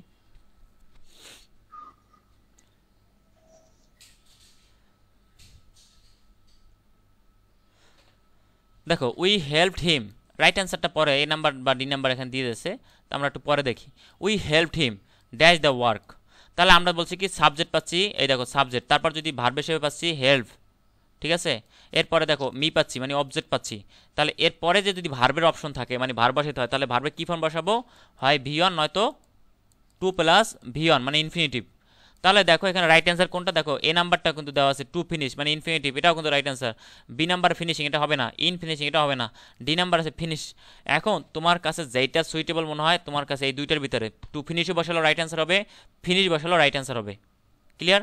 তবে চাবা এ নাম্বার মানে কাছাকাছি প্রথমে যেটা থাকবে ওইটা অ্যান্সার দাও, টু ফিনিশ বসাবা, ক্লিয়ার। জি ভাইয়া। কথা বুঝতে পারছো? এই তিনটা পজিটিভ ভার্ব নিয়ে কারো সমস্যা আছে? দ্রুত অ্যান্সার দাও যে না। জি না না ভাইয়া। ভাইয়া ওকে, কয় মিনিট আছে দেখো তো, 2:55 মিনিট আছে কত? মিনিট আছে, মিনিট তো দেখায় না 8 ভাইয়া। Minute 8 8 minute. এখন আসি পজিটিভ ভার্ব হিসাবে এই ভার্বগুলো একটু সব থেকে বেশি আমাদের প্যাচগোছ লাগায়, এই কটা একটু শিখবো। আগেরগুলো কিন্তু সহজই ছিল, বাট এই কটা একটু শিখবো, শেষ আমাদের পজিটিভ ভার্ব হয়ে যাবে। মানে আমি একটু আমার মতো করে দেখাচ্ছি তোমাদেরকে। লেখো সাবজেক্ট প্লাস, উফ খুবই বাজে হলো, এটা লিখে ভাই, লিখে রাখো। আর এই পজিটিভ ভার্ব এখন তোমাদের মনে আছে ভাইয়া, আর আগামীকালকে আবার কনফিউশন তৈরি হয়ে যাবে তোমাদের ভিতরে, এই জন্য লিখে তোমার টেবিলের সামনে লিখে রাখবা প্রত্যেকটা rules structure. Subject plus have, আর হলো তোমার গেট, সাবজেক্ট প্লাস হ্যাভ অথবা গেট, এরপর বস্তু বা বিষয়বাচক অবজেক্ট প্লাস ভিতরি প্লাস ইনডাইরেক্ট অবজেক্ট। কি অবজেক্ট ভাইয়া? ইনডাইরেক্ট অবজেক্ট, ইনডিরেক্ট, ব্যক্তিবাচক। ক্লাস নিচ্ছি, পরে কল দিতেছি। আচ্ছা কি বললাম, সাবজেক্ট প্লাস হ্যাভ অথবা গেট, এরপরে যদি ইনডাইরেক্ট অবজেক্ট, ইনডাইরেক্ট অবজেক্ট কি ভাইয়া বলে আসলাম যে বস্তুবাচক অবজেক্ট। ডিরেক্ট অবজেক্ট কি, যেটা ব্যক্তিবাচক অবজেক্ট, কাকে দিয়ে প্রশ্ন করলে যে অ্যান্সারটা পাবো সেটা হলো ব্যক্তিবাচক অবজেক্ট, কি দিয়ে প্রশ্ন করলে যেটা অ্যান্সার পাবো সেটা হলো বস্তুবাচক অবজেক্ট। তাহলে সাবজেক্ট প্লাস হ্যাভ অথবা গেট যেটাই থাকুক, এরপরে যদি ইনডাইরেক্ট অবজেক্ট থাকে এরপরে যে ভার্বটা আসবে সেটা কি ভাইয়া, ভি থ্রি। এখন এইখানে একটু বিষয় বলি, খেয়াল করুক, ভেরি ভেরি ইম্পর্টেন্ট বিষয়। এখানে সাবজেক্ট হিসেবে হ্যাভ, ওই ভার্ব হিসেবে সাবজেক্টের পরে হ্যাভ না থেকে এখানে চাইলে হ্যাজও থাকতে পারে, এখানে হ্যাজ না থেকে হ্যাডও থাকতে পারে। কেন ভাইয়া বলো তো? বললাম না এটা টেন্স অনুযায়ী, নাম্বার পার্সন অনুযায়ী পরিবর্তন হতেই পারে, কিন্তু মেইন ভার্বটাকে হ্যাজ, হ্যাজের অর্থ যা হ্যাভের অর্থ তা, তাই না? বলো। আবার যেমন মেক বললাম না, মেক থেকে যদি মেড হতে পারে, এম এ ডি মেড, তাহলে হ্যাভ থেকে হ্যাজ হতে পারে না? আবার হ্যাজ থেকে হ্যাড হতে পারে না? তাহলে সাবজেক্টের পরে হ্যাভ থাকুক, হ্যাজ থাকুক, হ্যাড থাকুক, যাই থাকুক, গেট আবার গট হতে পারে, কি হতে পারে, গট, আবার গটেন হতে পারে, জিও ডবল টি ইএন মানে পাস্ট পার্টিসিপাল ফর্ম। তাহলে যাই থাকুক, তাহলে হ্যাভ হ্যাজ, হ্যাভ থাকুক, হ্যাজ থাকুক, হ্যাড থাকুক, গেট থাকুক, গট থাকুক, যাই থাকুক, এরপরে যদি তুমি ইনডাইরেক্ট অবজেক্ট থাকো এবং পরে যদি ভার্ব বসাতে হয় সেটা কি বসাও ভাইয়া, ভার্বের ভিতরি। মন থাকবে? থাকবে থাকবে থাকবে, মনে থাকবে, ভুল করা যাবে না। এইটা বুঝতে পারছো ভাইয়া তোমরা, না আবার বুঝাবো? জি স্যার, বুঝছি। আচ্ছা, এখন আসি।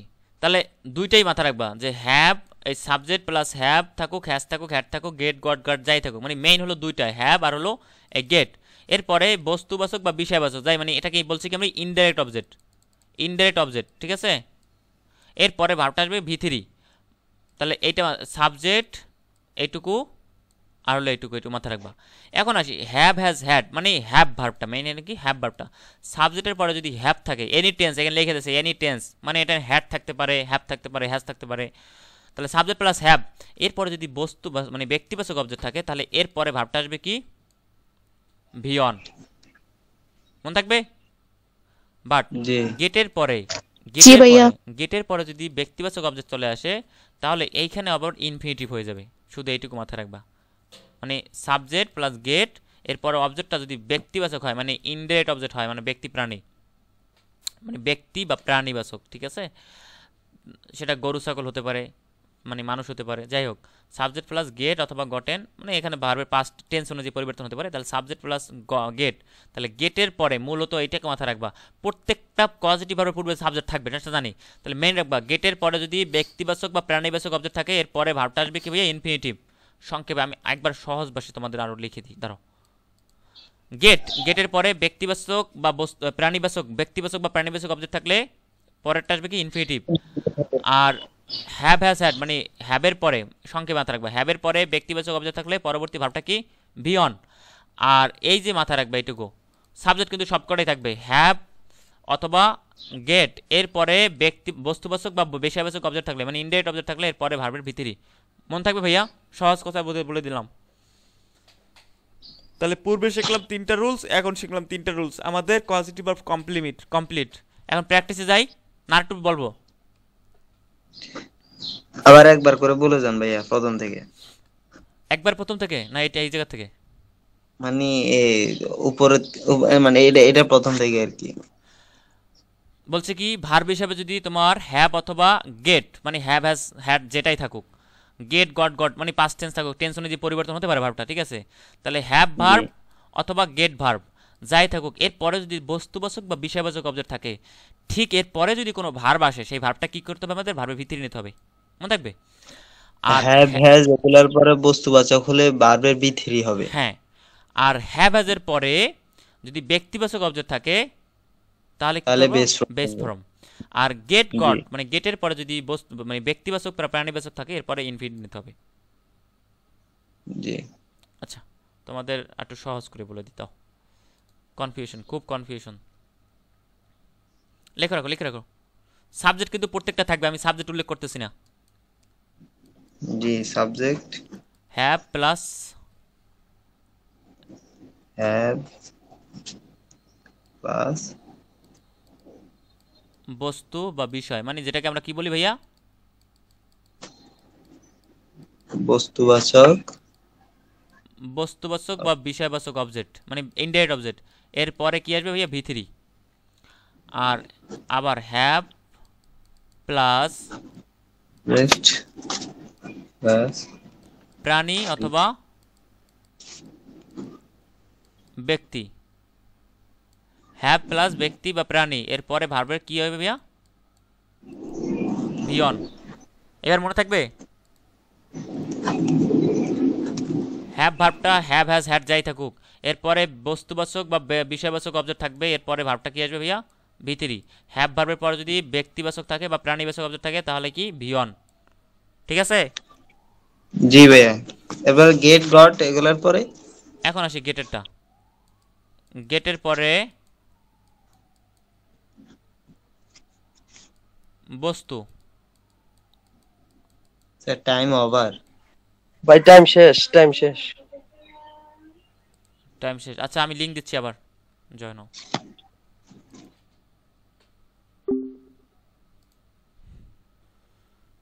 আচ্ছা, লিঙ্ক দেখতে পাচ্ছ? ওই সরি, স্ক্রিন দেখতে পাচ্ছ?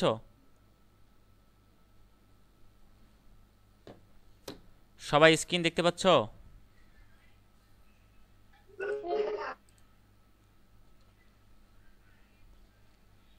তোমরা কি আমার কথা শুনতে পাচ্ছ ভাইয়া?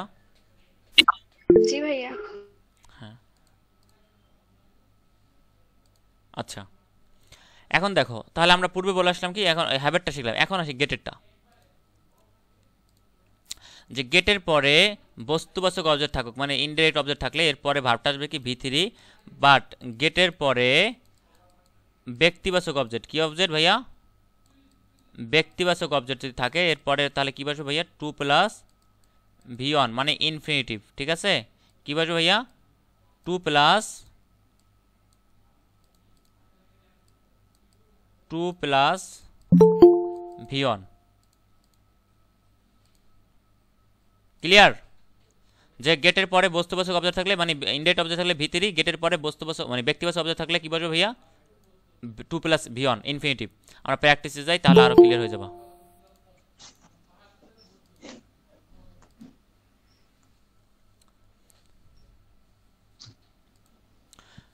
তোমাদেরকে আবার একটা রিকল দিয়ে দিচ্ছি, দেখো। হ্যাবের পরে খেয়াল করো, হ্যাবের পরে বস্তুবাচক, মানে হ্যাবের পরে ইনডাইরেক্ট অবজেক্ট থাকলে, মানে বস্তুবাচক অবজেক্ট থাকলে ভি3, আবার গেটের পরও বস্তুবাচক থাকলে ভি3। তাহলে গেট এবং হ্যাব এর পরে যদি বস্তুবাচক অবজেক্ট থাকে ভি3, বাট গেটের পরে ব্যক্তিবাচক অবজেক্ট থাকলে ইনফিনিটিভ, আর মানে 2+v1, হ্যাবের পরে ব্যক্তিবাচক অবজেক্ট থাকলে v1, জাস্ট এইটুকুই। এখন আসি প্র্যাকটিসে আসি, তাহলে আরো ক্লিয়ার হয়ে যাবে।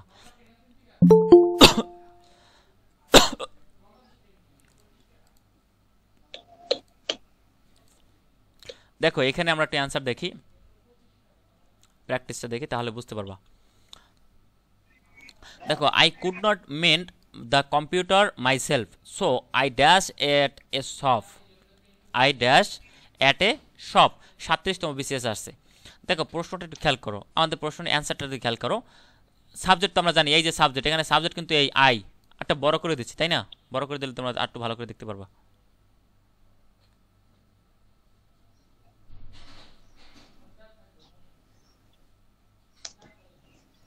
দেখতে পাচ্ছ? আচ্ছা, জি ভাইয়া। এখানে সাবজেক্ট কিন্তু আই। এখন রাইট অ্যান্সারটা আমরা কোনটা হবে? দেখো এইখানে এই যে হ্যাড এবং হ্যাড সবগুলো দেওয়া আছে, ডিড দেওয়া আছে, তাহলে আই ডিড ইট মেন্ট, যদি আমরা ডিড বসাই, আমরা আগে ভুল অ্যান্সারগুলো দেখি, ডিড বসাই, আমরা কি ডিড নিয়ে কোনো পজিটিভ ভার্ব আছে ভাইয়া? নাই। তাহলে মাথায় রাখবা, একটা সেন্টেন্সে দুইটা ভার্ব যদি পাশাপাশি থাকে, পরের ভার্বটা কি আইএনজি হওয়ার কথা না, নয়তো ইনফিনিটিভ হওয়ার কথা, তাই তো? হয় আইএনজি হবে, নয়তো ইনফিনিটিভ হবে। তাহলে এখানে কি ভি1 আছে, তাহলে এই যে ডিডের পরে অবজেক্ট আছে, বুঝলাম, পরে কি আইএনজি যুক্ত হবে, নয়তো ইনফিনিটিভ হবে, তাহলে এটা কি রাইট অ্যান্সার হবে? না, এটা ভুল। বাকি থাকে কি, দেখো হ্যাড, তাহলে এই হ্যাড কি পজিটিভ ভাবে সে পড়ে আসছি না, মানে হ্যাভ বললাম না, হ্যাবের টেন্স অনুযায়ী হ্যাড হতে পারে, হ্যাজ হতে পারে, বলছি না? তাহলে এখানে হ্যাড পাচ্ছি, হ্যাডের পরে দেখো অবজেক্ট পাচ্ছি। এখন একটু চিন্তা করো, এই যে অবজেক্টটা, এই অবজেক্টটা কি? দ্য কম্পিউটার, মানে বলছে কি I could not mend the computer my self, তাহলে কম্পিউটারটা কিন্তু এখানে অবজেক্ট। তাহলে কম্পিউটারটা কি ভাইয়া, ব্যক্তিবাচক অবজেক্ট না বস্তুবাচক বলো তো? বস্তুবাচক। বস্তুবাচক। তাহলে I could not mend the computer my self, মানে আমি নিজে কম্পিউটারটা মেরামত করতে পারি না, মানে ঠিক করতে পারি নাই, ঠিক আছে, পারি নাই। সো তাই আই হ্যাড ইট মেন্ডেড। এখন এইখানে তাহলে বস্তুবাচক অবজেক্ট আমরা জানি কি, হ্যাভ হ্যাজের পরে, হ্যাভ হ্যাজ হ্যাডের পরে যদি বস্তুবাচক অবজেক্ট থাকে, পরবর্তী ভার্বটা কি আসে ভাইয়া? ভি3, তাই না? বলো। তাহলে জি ভাইয়া, বি3। রাইট অ্যান্সার কিন্তু এ নাম্বার। আবার দেখো ডি নাম্বারটা কেন বলেছে, দেখো হ্যাড মেন্ডেড, আমরা অবজেক্ট। দেখো ডি নাম্বারটা কিন্তু তোমরা বলতে মানে পাস্ট টেন্স অনুযায়ী নেওয়া যায়, যে হ্যাডের পরে ভি3 পাস্ট পারফেক্ট অনুযায়ী, তাই না?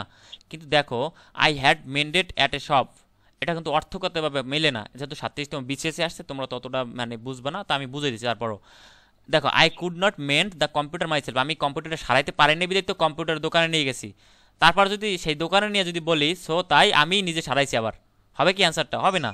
তাই এই জন্য এটা বলছে I had it mended at shop, মানে আমি একটা দোকানে নিয়ে সারিয়ে আনছি। তাহলে সারিয়ে আনছো তুমি, কিন্তু সারানোর কাজটা তো তুমি করো নাই, করছো কম্পিউটার সারানোর কাজটা? বলো। না ভাই। আমি বললাম আমি চুল কেটে আসছি, পজিটিভ ভাবটা ব্যবহার হয় আসলে কোথায় দেখো, আমি বললাম আমি চুল কেটে আসছি, হ্যাঁ চুল কেটে আসছো তুমি, বাট চুল কাটার কাজটা করছে কে? তুমি করছো? যে না, না পিতে। আমি তো বললাম যদি আমি ভাত খেয়েছি, দেখো এটা কিন্তু আমি ভাত খেয়েছি, খাওয়ার কাজটা কিন্তু আমি করছি, তাই না? এখানে কিন্তু অন্য কেউ করে নাই, করছে? যে না। বলো আমি ভাত খেয়েছি, আমি যদি বলি আমি ভাত আরিফকে ভাত খাওয়াইছি, তাহলে দেখো আরিফকে ভাত খাওয়াইছি, খাওয়ার কাজটা কিন্তু তুমি করো নাই, খাওয়ার কাজটা করছে কে? আরিফ। মা শিশুকে দুধ খাওয়ায়, দেখো মা শিশুকে দুধ খাওয়ায়, তাহলে এই যে দুধ খাওয়ার কাজটা করছে কে? শিশু করছে, মা কিন্তু করেনি। মা খাওয়াচ্ছে বাট খাইছে কে? শিশুটা। মা শিশুকে চাঁদ দেখাচ্ছে, দেখার কাজটা করছে কে? শিশু। আবার আমি যদি বলি গাড়িটি ধুয়ে আনছি, মানে আমি একটা দোকানে গিয়ে গাড়ি বা মোবাইলটা ঠিক করে আনছি, আমি যদি বলি আমি মোবাইল দোকানে গিয়ে মোবাইলটা ঠিক করে আনছি, তাহলে ঠিক করার কাজটা তো আমি করিনি, করছে কে? মেকারে করছে, তাই না? তাহলে এই ক্ষেত্রে আমরা পজিটিভভাবে ব্যবহারগুলো শিখি।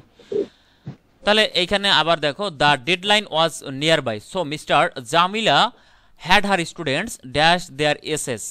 দেখো মিসেস জামিলা, তাহলে এইখানে দেখো মিসেস জামিলা সাবজেক্ট, তারপর কি আছে দেখো হ্যাড, এরপরে দেখো কি অবজেক্ট আছে, কি দেখো অবজেক্ট আছে, কি অবজেক্ট আছে ভাইয়া? ব্যক্তিবাচক অবজেক্ট। তাহলে হ্যাভ হ্যাজের পরে যদি ব্যক্তিবাচক অবজেক্ট থাকে, পরবর্তী ভার্বটা কি ভাইয়া? Base form. Base form. তার রাইট অ্যান্সার কোনটা? C number. জি ভাইয়া কমপ্লিট। তোমরা কি ক্লিয়ার বুঝতে পারতেছো বলো তো ভাইয়া? যদি কারো সমস্যা থাকে আমাকে বলবো, ভাই বুঝতে পারো না, আমি অন্যভাবে বুঝিয়ে দেবো, বাট এখান থেকে একটা আমার মা নিশ্চিত পাবা। আর আমি যেই আনসার উদাহরণগুলো দিচ্ছি ভাইয়া, এর বাইরে কোনোভাবেই আসবে না, এই উদাহরণগুলোই রিপিট না হইলেও তোমার এক তো এর থেকে সহজ হবে, বাট এর কঠিন আসবে না। সবাই ক্লিয়ার বুঝতে পারছো জি এটা বলো? জি ভাই, ক্লিয়ার ক্লিয়ার। বাকিরে ক্লিয়ার? বাকিরা নাই মনে হয়। 12 জন যুক্ত আছো। যাই হোক, তোমাদের ক্লিয়ার না হলেও তোমরা যদি মুখ বুঝে থাকো, তাহলে আমার কি করার আছে বলো? কিছু করার আছে বলো? কিছুই করার নাই। যে না ভাইয়া। তোমাদের চেহারাও কেউ দেখতেছে না, অ্যান্সার দিলে ভুল হইলে জেনে যাবা, কিন্তু যারা মুখ বুঝে থাকো তারা সারা জীবন বুঝিয়ে থাকো মুখটা, অ্যান্সার দেওয়ার দরকার নেই তোমাদের। মেবি পর্দা করে। ছেলেরা পর্দা করে। পিক আউট দ্য মনে হয়। Sentence with positive verb. দেখো এখানে বলছে কি পিক আউট দ্য সেন্টেন্স, পর্দা করা ভালো। Pick out the sentence with the positive verb, মানে এই এখান থেকে একটা সেন্টেন্স খুঁজে বের করো যেটা পজিটিভ ভার্ব দিয়ে, ঠিক আছে? তাহলে she is see. Eating rice, the letter is being written, I shall get the work done, honesty taste sweets. একজন বলছে রাইট অ্যান্সার, কে বলছো? কি বলছো? সি নাম্বার বলছো সি। নাকি? হ্যাঁ রাইট অ্যান্সার সি। কেন সি? দেখো বলছে কি এখানে পিক আউট করতে বলছে কি ভাইয়া? Positive verb. তাহলে শি ইজ ইটিং রাইস, এখানে তো পজিটিভ ভার্বের কোনো বিষয়ই নাই, এখানে হলো একবারে কন্টিনিউয়াস টেন্সে নিয়ে গেছে। মেইন ভার্ব আর একটা অক্সিলারি ভার্ব আর একটা মেইন ভার্ব। তারপর the letter is being written, এটা একটা হলো তোমার কি ভয়েস চেঞ্জ নিয়ে আছে।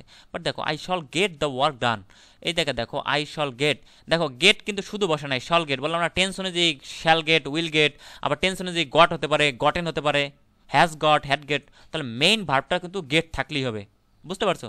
এরপরে তাহলে গেট পাচ্ছি, এরপরে অবজেক্ট পাচ্ছি কি? দা ওয়ার্ক, কাজটি। তাহলে এটা কি বস্তুবাচক না ভাইয়া? তাহলে গেটের পরে যদি বস্তুবাচক অবজেক্ট থাকে, তাহলে পরবর্তী ভার্বটা কি ভাইয়া? বি3, ঠিক আছে? My mother had me dash milk everyday, দেখো আমার মা প্রতিদিন আমাকে দুধ খাওয়ায় বা দুধ খেতে ড্রাঙ্ক দেয়, তাহলে দুধ খাওয়ার কি কাজটা হবে? আমি করে। তাহলে এইখানে দেখো মাই মাদার হ্যাড, সি। হ্যাঁ রাইট অ্যান্সার কি ডি ভাইয়া? সি হবে। Right answer C. My parents got me dash inside, আমার মা আমাকে ভিতরে রাখলো, তাহলে ভিতরে থাকার কাজটা তো আমি করতেছি, তাই না? তাহলে my parents subject, C. Got পাচ্ছি, গটের পরে কি পাচ্ছি? অবজেক্ট পাচ্ছি, কি অবজেক্ট? ব্যক্তিবাচক। তাহলে ব্যক্তিবাচক অবজেক্ট বলে কি বলবো ভাইয়া? ইনফিনিটিভ। ক্লিয়ার? আমি কাজটি করিয়েছি, একটু এইখানে জিনিসটা দেখো তোমরা, আমি কাজটি করিয়েছি, এটা কিন্তু তোমাদের পরীক্ষাগুলো কিন্তু আসে, অনুবাদ আসে, পজিটিভ ভার্ব থেকে বেশি আসে। আমি কাজটি করিয়েছি আর আমি কাজটি করেছি, দুটোর মধ্যে কিন্তু পার্থক্য আছে, বুঝতে হবে। আমি কাজটি করেছি মানে কাজটা সম্পাদন তুমিই করছো, I have done the work, তাই না? আমি যদি বলতাম আমি কাজটি করেছি, যে করিয়েছি না, আমি কাজটি করেছি, তাহলে হয়তো কি I have done the work, B নাম্বারটা। বাট আমি কাজটি করেছি তার মানে এখানে বুঝাচ্ছে আমি কাজটি অন্য কারো দিয়ে করিয়েছি, তাই না? বলো জি আমি লেখাটি লেখাইয়েছি বা আমি পড়াটি পড়াইছি, তাহলে পড়ানোর কাজটা তুমি করছো, পড়ছে তো আরেকজনে, তুমি কাজটা করিয়েছো, কাজটা করার কাজটা কিন্তু আরেকজনে করছে। তাহলে এখানে কি হবে ভাই? পজিটিভ ফর্ম নিতে হবে। পজিটিভ ভার্বটা হলো সেই ভার্বটা যেটা হলো সাবজেক্ট কাজটি না করে অবজেক্টকে দিয়ে কাজটি করিয়ে নেয়। পজিটিভ ভার্ব কি ভাইয়া? সাবজেক্ট কাজটা না করে সরাসরি অবজেক্টকে দিয়ে কাজটা করিয়ে নেয়। আমি যদি বলি আমি এখানে এই যে বারবার অ্যান্সার দিচ্ছ, কে ছেলেটার নাম কি, তোমার নাম কি ভাইয়া? আরিফ। ও তুমি আমার নামে, আচ্ছা শোনো, জি আমি বললাম আমি আরিফকে দিয়ে লেখাটি সম্পূর্ণ করেছি। তাহলে দেখো আমি আরিফকে দিয়ে, এটা কিন্তু আনসার, তাহলে আরিফকে দিয়ে কাজটি করিয়েছি, আরিফকে দিয়ে কাজটি করিয়েছি, তাহলে কাজটা আমি করিনি, করছে কে? আরিফ করছে। তাহলে অবজেক্টকে দিয়ে যদি কোনো কাজ করাই না সাবজেক্ট, তখন ওটা পজিটিভ ভার্ব নিতে হবে। তাহলে এখানে রাইট অ্যান্সার কোনটা ভাইয়া? C number. দেখো কেন, I got the work done, মানে আমি কাজটি করিয়ে নিয়েছি। এখানে গট হলো পজিটিভ ভার্ব। এখানে তুমি চাইলে ভাইয়া এখন বলতে পারো যে ভাই আমি গট না বলে, তুমি যদি ইংরেজি করো, তুমি যদি ইংরেজি অনুবাদ করো নিজে, তাহলে এখানে গট না বসে তুমি চাইলে হ্যাডও বসাইতে পারো। বুঝতে পারছো? তুমি চাইলে এখানে হ্যাডও বসাইতে পারো, অসাধারণ। যে I had the work done. Clear? জি তাহলে আমি আর অ্যান্সার দেওয়া লাগবে ভাইয়া, এখানে আর বোঝানো লাগবে ভাইয়া? পজিটিভ ভার্ব তোমরা প্র্যাকটিস করতে পারবে না ওগুলো? জি ভাই, আমরা প্র্যাকটিস করবো আর বাকিগুলা সমস্যা জানাবো। হ্যাঁ, সমস্যাগুলো তাহলে ভার্ব থেকে কি কি শিখবা ভাইয়া? টিভিটাকে বেশি মানে গুরুত্ব দেবা, আর হলো ইন টিভি। এখন বলতে পারো ইন টিভি কি ভাই, মনে আছে না? ট্রানজিটিভ আর ইনট্রানজিটিভ। আর কি ভাইয়া? পজিটিভ ভার্বটা, আর ফাইনাইট নন ফাইনাইট, তাহলেই হবে। ক্লিয়ার? জি ভাই। এখন কি কমন মিস্টেকস ইন ইংলিশ গ্রামারে যাবা না সিকোয়েন্স অফ টেন্সে যাবা? দ্রুত বলো। Sequence of tense. হ্যাঁ, ভাইয়া ওই যে সমস্যা হয় কি, মাঝে মাঝে অনেক সময় ওই যে এ জাতীয় কোশ্চেন আসে না, যে চারটা শব্দ দেয়, ওগুলোর মধ্যে ভার্ব নির্ণয় করতে দেয়, এরপরে দিয়ে এগুলা যাচাই করতে একটু প্রবলেম হয় আর আচ্ছা কি। দেখাচ্ছি মনে তোমাদেরকে। করো চারটা শব্দ দিলো, চারটা শব্দ দিয়ে বলতেছে যে ভার্ব আইডেন্টিফাই করার জন্য, বুঝতে অথবা পারছি, অ্যাডজেক্টিভ এগুলো হলো ভাইয়া আইডেন্টিফাই মুখ, করা। এটা হলো মুখস্থ বার, বুঝছো? এটা বলা interchange of parts of speech. দাঁড়াও আমি দেখতেছি, এটা একটুখানি দেখাই দিচ্ছি। Interchange of part of speech, দ্রুত আসো দ্রুত আসো ভাইয়া।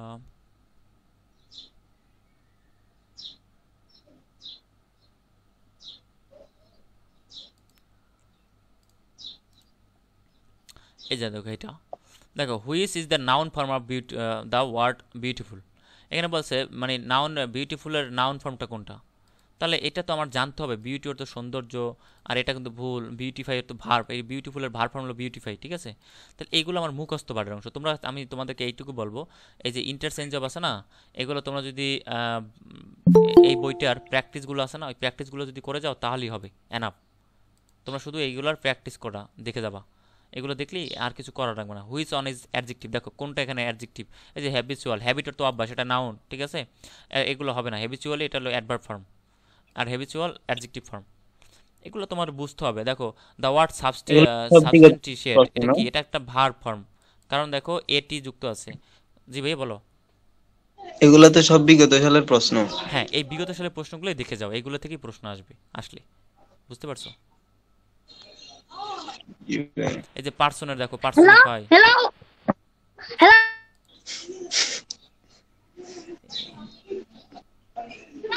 Hello? Hello?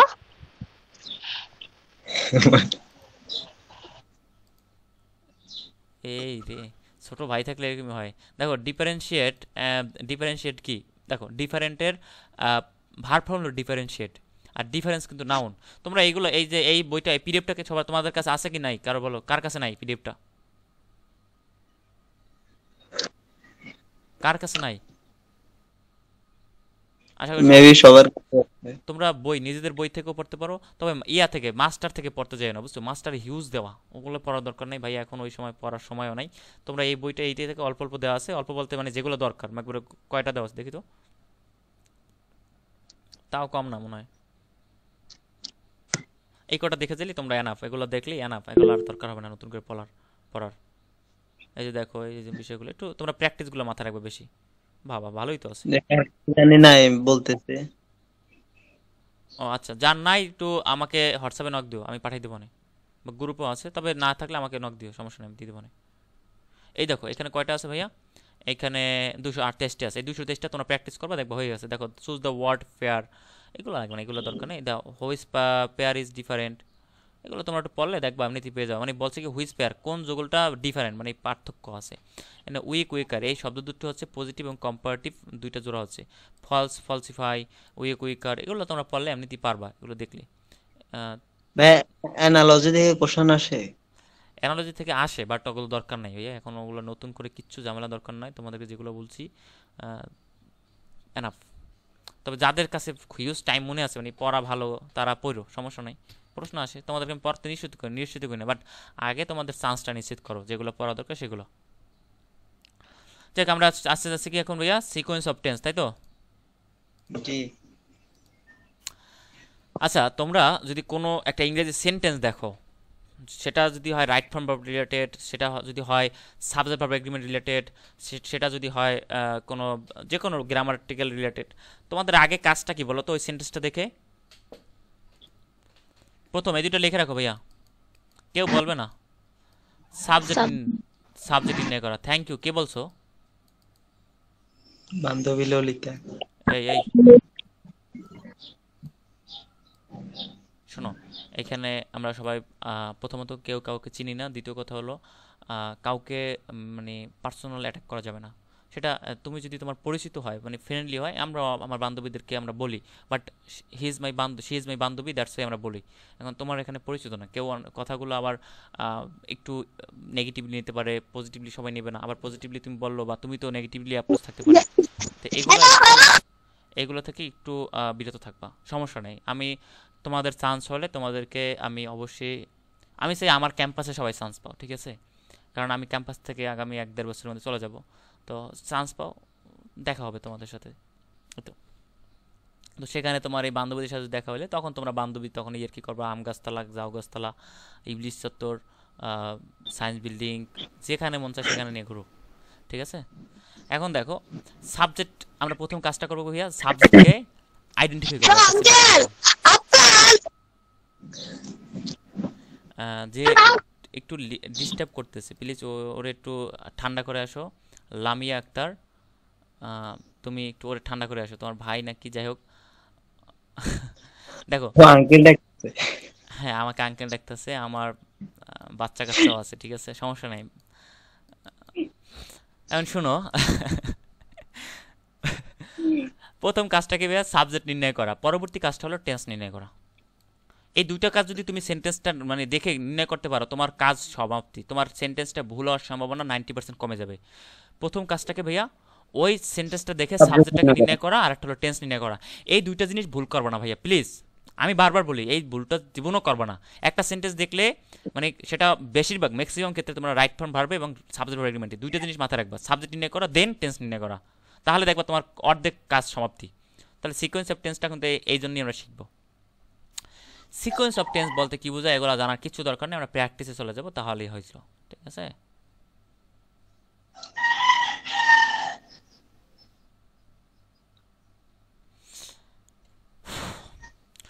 দ্যাটের পূর্বে মেইন ক্লোজটি পাস্ট ইনডিফিনিট থাকলে দ্যাটের পরে সাবঅর্ডিনেট ক্লোজটিতে modal verb would could might beyond.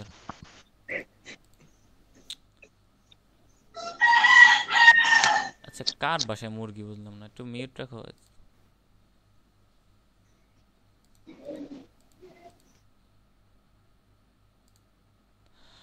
এখানে আমি তোমাদেরকে বলে দিচ্ছি, ধরো মেইন ক্লোজ পাস্ট ইনডিফিনিট থাকলে দ্যাটের পরে যদি সাবঅর্ডিনেট ক্লোজ থাকে, আমি সিম্পল একবারে তোমাদেরকে বলি। এখানে ধরো কনজাংশন, দ্যাট কনজাংশন, একটু শর্টকাট লিখে রাখো তোমরা ভাইয়া।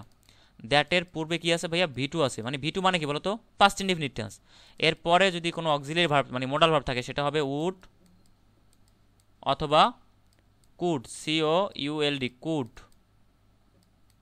অথবা শুড, ব্যাপারটা খুব আসে না, তারপর মাইটটা লেখো এখানে, MIGST, মাইট প্লাস ভিয়ন। কথা বুঝতে পারছো? মানে কোনো সেন্টেন্স যদি দ্যাট কনজাংশন দ্বারা যুক্ত থাকে, মানে দুই পাশে দুইটা সেন্টেন্স থাকে, আর মাঝে যদি দ্যাট কনজাংশন থাকে, এর পূর্বে যদি পাস্ট ইনডেফিনিট মানে ভি টু দেখো, মানে পাস্ট ইনডেফিনিট টেন্স, আর তাহলে পরবর্তীতে যদি এরকমই দেখো, উইল বসবে না কখনই, হয় বসবে মাইট প্লাস ভিয়ন, নয়তো বসবে উড প্লাস ভিয়ন, নয়তো বসবে কুড প্লাস ভিয়ন। তাহলে এই অ্যান্সারটা দেখো, choose the correct sentence he thought. তাহলে দেখো এই যে দ্যাট আছে, তাহলে দ্যাট কনজাংশন দ্বারা প্রত্যেকটা দ্যাট কনজাংশন, দ্যাট এর পূর্বে কি আছে দেখো, থট, ভি টু আছে না, পরবর্তী কেউ ইট ইজ রেইনিং, কখনই হবে না, কারণ মাথায় রাখবা পাস্ট টেন্স থাকলে অবশ্যই সেটা পাস্টে চলে যাবে। মানে যে কোনো টেন্স যদি পাস্টে থাকে পাস্ট হবে, যদি মানে প্রেজেন্ট থাকে তাহলে প্রেজেন্টের ভিত্তি নেবা, পাস্ট থাকলে দুই পাশেই পাস্ট হবে, যদি প্রেজেন্ট থাকে তাহলে দুই পাশেই প্রেজেন্ট হবে, নয়তো ফিউচার দুই একটা ক্ষেত্রে হয়, সেটা ভিন্ন বিষয়। দেখো এখানে কি আছে ইট উইল বি, তাহলে উইল কি হবে? হবে না। দ্যাট ইট উইল রেইন, এটাও হবে না, কারণ আমরা জানি উইল হলো ফিউচার, কিন্তু এটা হলো ফিউচার পাস্ট, এটাকে বলা হয় past in the future. It would rain, তাহলে সাবজেক্ট প্লাস এই যে উড প্লাস ভিয়ন। বুঝতে পারছো? আশা করি ক্লিয়ার, কোনো সমস্যা নাই আছে না? বুঝতে পারো নাই? তোমরা কি বুঝতে পারছো? জি ভাই, এটা বুঝতে বুঝছি। পারছি। দ্যাট কন্ডিশনের পূর্বে যদি পাস্ট ইন্ডিফিনিট থাকে, এরপরে যদি কোনো মডাল ভার্ব থাকে, সেটা অবশ্যই পাস্ট ফর্ম হবে, মানে মডালের পাস্ট ফর্ম। উইলের থাকলে উড, ক্যানের থাকলে কুড, শ্যালের থাকলে শুড হবে, মানে মেয়ের থাকলে মাইট হবে, প্লাস ভিয়ন।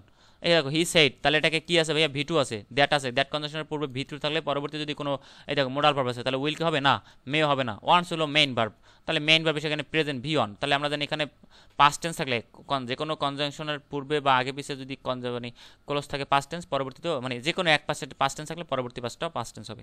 তাহলে এখানে কি আছে? Would, would plus attend, right. এগুলো করে নিও, সমস্যা নাই। এটা পরেটা দেখাই আমি। মেন ক্লোজটি পাস্ট ইন্ডিফিনিট, দ্যাট ক্লোজটি অন্যান্য পাস্ট টেন্স হয়। এগুলো একটু বলি। তোমাদের ন্যারেশন পড়ছো না ভাইয়া? জি, ন্যারেশন পড়ছি। তো ন্যারেশনে তোমরা দেখছো না যে হি সেইড, এই যে দেখো হি সেইড, এই দ্যাটটা কেন হয়েছে ভাইয়া? অ্যাসার্টিভ সেন্টেন্সে কমা তুলে দিত দ্যাট দিছি, তাই না? বলো। ইনভার্টেড কমা উঠে গিয়ে দ্যাট বসছে আর কি। তাই না? অ্যাসার্টিভ সেন্টেন্সে না? তাহলে অ্যাসার্টিভ জি জি। সেন্টেন্সে ইনভার্টেড কমা তুলে দিয়ে আমি দ্যাট বসাইছি। তাহলে অ্যাসার্টিভ সেন্টেন্সের দ্যাট বসাইছি, তার পূর্বে যদি পাস্ট ইনডিফিনিট থাকে, তাহলে পরবর্তী টেন্সটা আমাদের কি হয় দেখো তো? আমরা জানি কি যে ডিরেক্ট থেকে ইনডাইরেক্ট করতে হলে পাস্ট ইনডেফিনিট ফার্স্ট থাকলে পিরিয়ড হলো পাস্ট ফার্স্ট পারফেক্ট হয়ে যায়। পারফেক্ট হয়।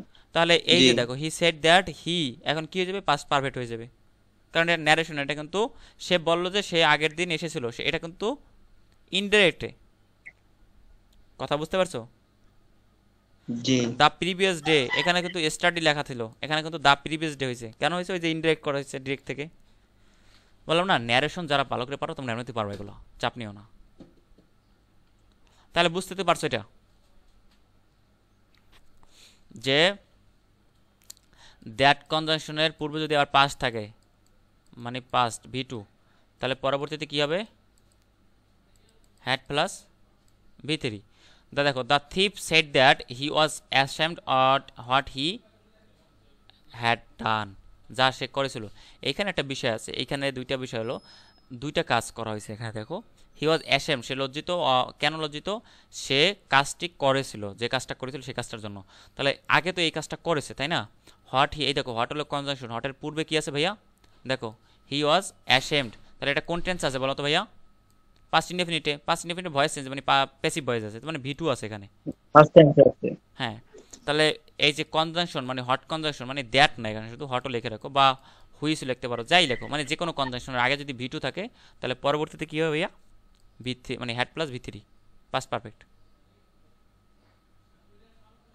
The accused person confess that, এই দেখো দ্যাটের পূর্বে কি আছে ভাইয়া? অ্যাকিউজড পারসন কনফেসড, এই যে দেখো কনফেস মানে স্বীকার করা, ঠিক আছে? এটা কি আছে ভাইয়া? ভি2 আছে। তাহলে ভি2 যদি দ্যাটের পূর্বে থাকে, তাহলে পরবর্তী কি ভাইয়া? Past perfect. ক্লিয়ার? জি ভাই, এই রুলসটা ক্লিয়ার। দেখো মে যাবেন সেট দ্যাট দ্যাশ প্রিভিয়াস ডে, দেখো প্রিভিয়াস ডে বুঝলি ওটা কি ন্যারেশন? এটা ইনডাইরেক্ট আছে, তাহলে এখানে কিন্তু হ্যাড কামে। দেখো দ্যাটের পূর্বে ভি2 আছে, তারপরে কি? হ্যাড প্লাস ভি3। এগুলো লিখে রাখছো? যেটা বলছি লিখে রাখো। ক্লোজে যদি কোনো হ্যাবিচুয়াল ফ্যাক্ট দেখো, মানে অভ্যাসগত কাজ দেখো, ইউনিভার্সাল ট্রুথ দেখো, মানে প্রেজেন্ট ডিফিনিট, সবসময় প্রেজেন্ট ডিফিনিট হবে। দ্য আর্থ দ্যাশ রাউন্ড দ্য সান, সবসময় মুভস। এগুলো তো আমরা জানি টেন্স অনুযায়ী চিরন্তন সত্য, এগুলো নিয়ে আমি আর কথা বলতেছি না। Don't disturb me dash homework. একটা বিষয় বলি, একবার সংক্ষেপে এটা মাথায় রাখো।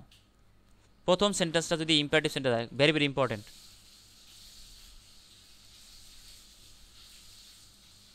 কি বলছে ভাইয়া? প্রথম সেন্টেন্সটা যদি ইম্পারেটিভ সেন্টেন্স হয়, এরপরে কোন টেন্সে যাবে ভাইয়া পরের সেন্টেন্সটা?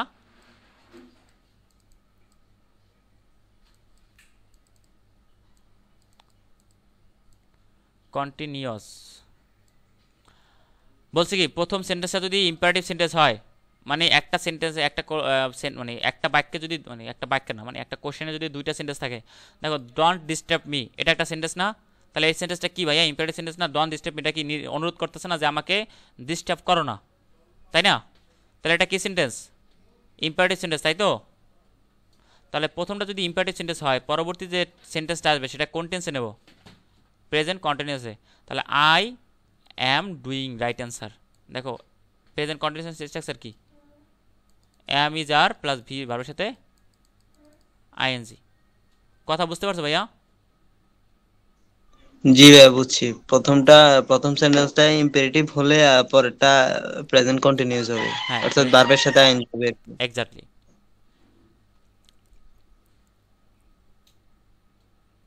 আই এম টায়ার্ড, আমি ক্লান্ত, ড্যাশ টু বেড নাও। এখানে দেখো নাও শব্দটা উল্লেখ আছে না? তাহলে নাও শব্দটা উল্লেখ থাকলে কোন টেন্সে যাবে ভাইয়া? বলো। Present continuous tense. কোনো সেন্টেন্সে যদি নাও শব্দটা উল্লেখ থাকে, কোনো সেন্টেন্সে যদি নাও শব্দটা উল্লেখ থাকে, তাহলে এটা কি হবে বলো? Present continuous. Present continuous. আবার প্রেজেন্ট ইনডেফিনিট টেন্সও হয়, সেটা ভিন্ন বিষয়, বাট মাথা রাখবা প্রেজেন্ট কন্টিনিউয়াস। যদি প্রেজেন্ট কন্টিনিউয়াস থাকে সেন্টেন্সে, তাহলে কখনই প্রেজেন্ট পারফেক্ট আবার ইনডেফিনিট দিতে যাবে না। রাইট অ্যান্সার প্রেজেন্ট কন্টিনিউয়াসই দেবা। বাট যখন দেখবা প্রেজেন্ট কন্টিনিউয়াস টেন্সের অ্যান্সার নাই, তখন দেবা কি ভাইয়া? Present indefinite. দেখো I am a teacher, I dash a teacher for dash years. এখানে একটু ব্যাপার আছে, এখানে টেন্স অনুযায়ী প্রথমত সাবজেক্ট প্লাস এখানে অনেকগুলো পরিবর্তন হয়, এগুলো অর্থের উপর ভিত্তি রাখতে হবে। দেখো ফর 12 ইয়ার্স, এখানে ফর যুক্ত আছে, বুঝতে পারছো? তাহলে ফর প্লাস যদি কোনো সময় উল্লেখ থাকে, এই টেন্সটা সবসময় মাথায় রাখবে, এটা কোন টেন্স হয়? প্রেজেন্ট পারফেক্ট, পারফেক্ট কন্টিনিউয়াস টেন্সে। দুইটা হয়, প্রেজেন্ট পারফেক্ট হবে, নয়তো প্রেজেন্ট পারফেক্ট কন্টিনিউয়াস টেন্সে। মানে বলছে এখানে আই এম এ টিচার, আমি একজন শিক্ষক। I have been A teacher for 12 years, আমি 12 বছর ধরে টিচার হিসেবে আছি। তাহলে এইখানে এই যে টেন্স অনুযায়ী পরিবর্তন হয়েছে। প্রথম কথা বলি একটা, তোমাদের আরও সহজ করে দিই। যদি কোনো সেন্টেন্সে মানে কোনো কোশ্চেন থাকে, সেই কোশ্চেনে যদি ধরো এক পাশে প্রেজেন্ট ইনডেফিনিট আছে বা যে কোনো প্রেজেন্ট টেন্স আছে, তাহলে মাথায় রাখবা পরবর্তী যে টেন্সটা আসবে মানে সেন্টেন্সটা, সেটাও প্রেজেন্ট টেন্সই হবে। হয়তোবা সেটা প্রেজেন্ট ইনডেফিনিট হতে পারে, বা প্রেজেন্ট পারফেক্ট হতে পারে, বা প্রেজেন্ট পারফেক্ট কন্টিনিউয়াস টেন্স হতে পারে, যাই হতে পারে। বাট মাথায় রাখবা যদি প্রেজেন্ট থাকে তাহলে বুঝতে হবে এটা প্রেজেন্ট টেন্সই হবে। বাট যদি দেখো এক পাশে পাস্ট ইনডেফিনিট আছে বা পাস্ট টেন্স আছে, পরবর্তীটাও কিন্তু পাস্ট টেন্সই হবে। সেটা হতে পারে পাস্ট পারফেক্ট, সেটা হতে পারে পাস্ট ইনডেফিনিট, যাই হোক। এটা কি বুঝছো এখন? তাহলে এইখানে দেখো তুমি আই এম এ টিচার, এটা আছে কোন টেন্সে বলো তো? প্রেজেন্ট ইনডেফিনিটে, মানে প্রেজেন্ট টেন্সে আছে। তাহলে পরবর্তীটাও প্রেজেন্ট টেন্সই হবে। তাহলে এখানে বাদ দিয়ে আমরা দেখো প্রেজেন্ট টেন্স ছাড়া কি কি আছে দেখো তো। এই ওয়াজ, ওটা কিন্তু বাদ দিতে পারছে, এটা কিন্তু পাস্টে আছে, তাহলে এটা বাদ, বাকিগুলো কিন্তু প্রেজেন্ট টেন্স আছে। এম বিং, তাই না? তারপর হলো হ্যাভ বিন। এখন হ্যাভ বিনটা কেন হয়েছে সেটা তো জানো টেন্স অনুযায়ী।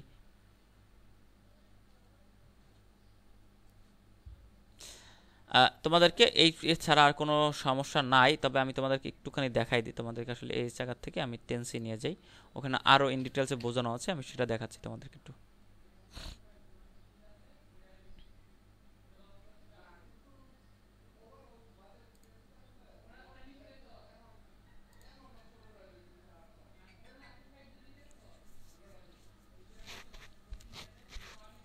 আচ্ছা, টেন্সের স্ট্রাকচারগুলো তো সবাই জানো তাই না?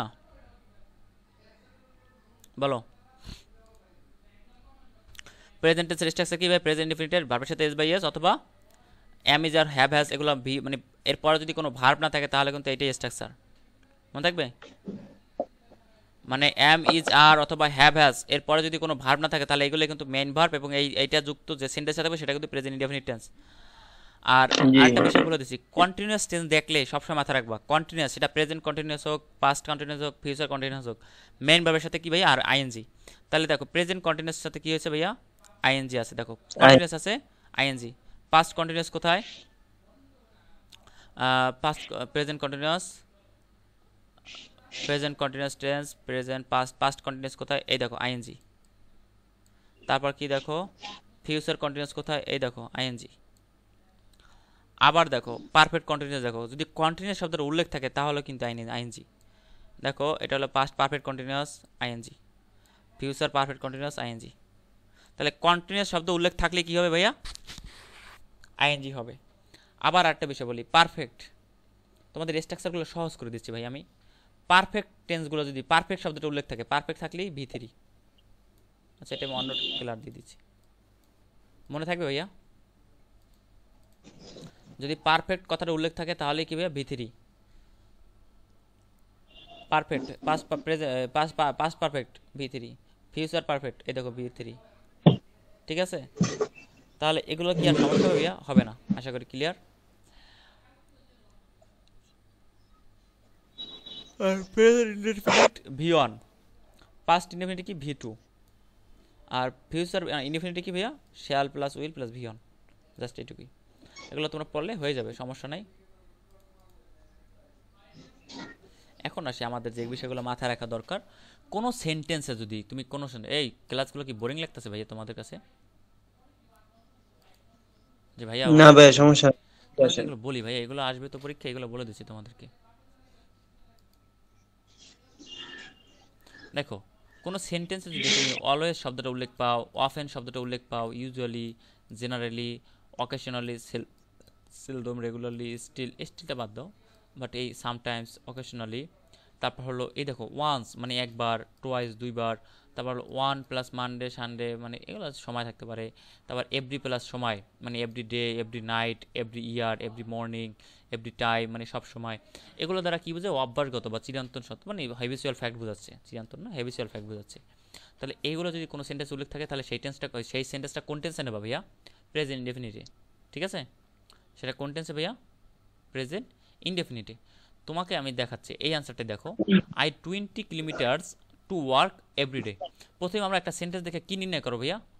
সাবজেক্ট। তাহলে সাবজেক্ট কী আছে? আই আছে, বুঝলাম। তারপর কী ভাইয়া? টেন্স। তাহলে টেন্স নির্ণয় করার জন্য টেন্স মার্কার কী কী আছে দেখো তো, এখানে টেন্স মার্কার আছে কি দেখো, এই এভরি ডে মানে আমার স্ট্রাকচারটা কী ছিল ভাইয়া? দেখো এই যে এভরি প্লাস সময়বাচক শব্দ যদি উল্লেখ থাকে তাহলে এই ডে, দিন, এটা কি একটা সময়বাচক শব্দ না ভাইয়া? বলো। জি। এখানে ডে না থাকে, এখানে যদি নাইট থাকতো তার নাইট কি সময়বাচক শব্দ না?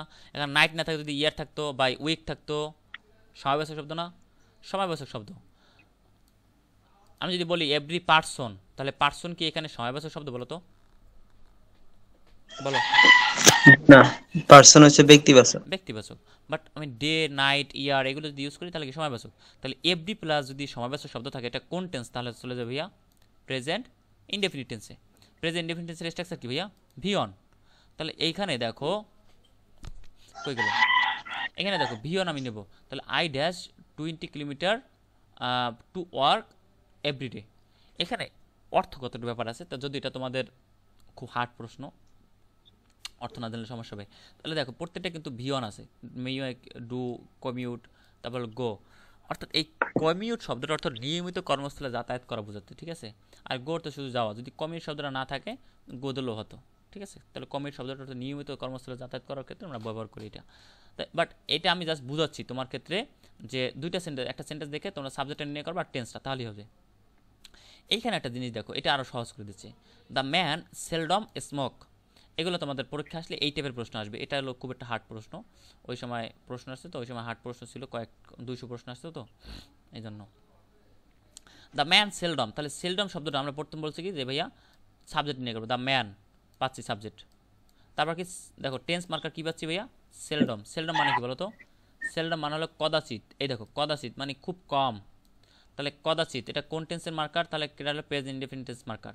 তাহলে আর তো কোনো সমস্যা নাই, সমস্যা আছে? তাহলে সেলডম শব্দ পাইলে আমরা কি নেবো ভাইয়া? ভি ওয়ান মানে প্রেজেন্ট ইনডেফিনিট। তাহলে দেখো ভার্ব হিসেবে কী বসবে ভাইয়া? ভি ওয়ান বসবে, কারণ মেন ভার্ব হিসেবে একটাই আছে। তাহলে টু প্লাস স্মোক, এটা কি হবে? হবে না। তারপর দেখো হ্যাজ স্মোক, এটা প্রেজেন্ট পারফেক্ট টেন্সের স্ট্রাকচার, হবে না। আর মেন ভার্ব হিসেবে কি ভার্বের সাথে আইএনজি বসে? কখনই বসে না। ভার্বের সাথে আইএনজি মেন ভার্ব হিসেবে বসতে পারে না। এটার পূর্বে যদি কোনো অক্সিলিয়ারি ভার্ব থাকে তাহলে এটা মেন ভার্ব হিসেবে বসতে পারে, বাট কোনো যদি অক্সিলিয়ারি ভার্ব ছাড়া ভার্বের সাথে আইএনজি অথবা ভি3 কখনোই বসতে পারে না। আমি আগের ক্লাসগুলো বলছি। এখন রাইট অ্যান্সার কি ভাইয়া? স্মোকস, কারণ দ্য ম্যান হলো singular form, that's why S by S যুক্ত হয়েছে, মনে থাকবে। দেখো Rabindranath stories often surprise endings, তাহলে রবীন্দ্রনাথ ইজ স্টোরিজ, সাবজেক্টটা কি ভাইয়া? এই রবীন্দ্রনাথ স্টোরিজ, স্টোরিজ মানে কি? গল্পগুলো। তাহলে সাবজেক্ট পেয়ে গেছি। আর টেন্স মার্কার কোনটা বলো তো? এখানে টেন্স মার্কার, টেন্স নির্ণয় করতে হবে না আমাদের, টেন্স মার্কার কোনটা বলো?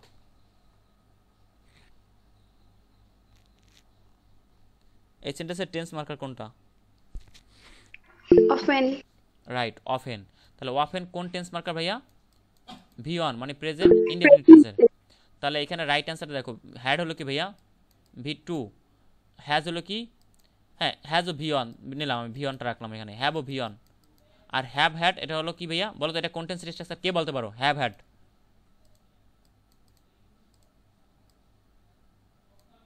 বলো। হ্যাভ হ্যাড তো একসাথে হয় না। কে বলছো না? Present. Present perfect tense. Right right, present perfect টেন্সের স্ট্রাকচার। এই হ্যাড হলো এখানে মেইন ভার্ব, আর হ্যাভ হলো অক্সিলিয়ারি ভার্ব। এই হ্যাড এখানে ভি3 হিসেবে বসছে। হ্যাভের হ্যাভের পাস্ট ফর্ম হলো কি হ্যাড, পাস্ট পার্টিসিপাল ফর্মও হ্যাড, মনে থাকবে। তাহলে রাইট অ্যান্সার কোনটা ভাইয়া? এখানে দুইটা পাচ্ছি আমি, মানে প্রেজেন্ট ডেফিনিট কোনটা পাচ্ছি? দুইটা, হ্যাভ আর হ্যাজ। এখন দেখো রবীন্দ্রনাথ স্টোরিজ, এটা কি প্লুরাল না সিঙ্গুলার? এটা প্লুরাল। স্টোরিজ দেখো এস বাই এস যুক্ত আছে, রবীন্দ্রনাথের গল্পগুলো। তাহলে এখানে প্লুরাল থাকার কারণে ভার্ব কি প্লুরাল। ক্লিয়ার? হ্যাঁ জি।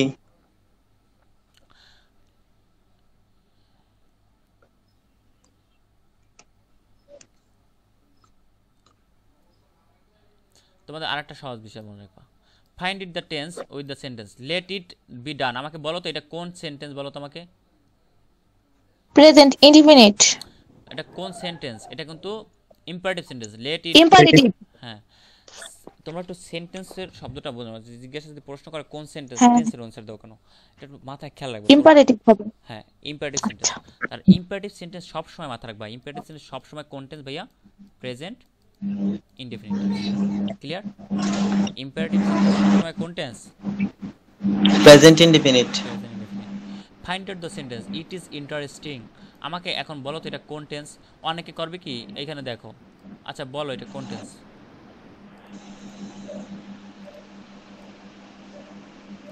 বলো। ইট ইজ ইন্টারেস্টিং,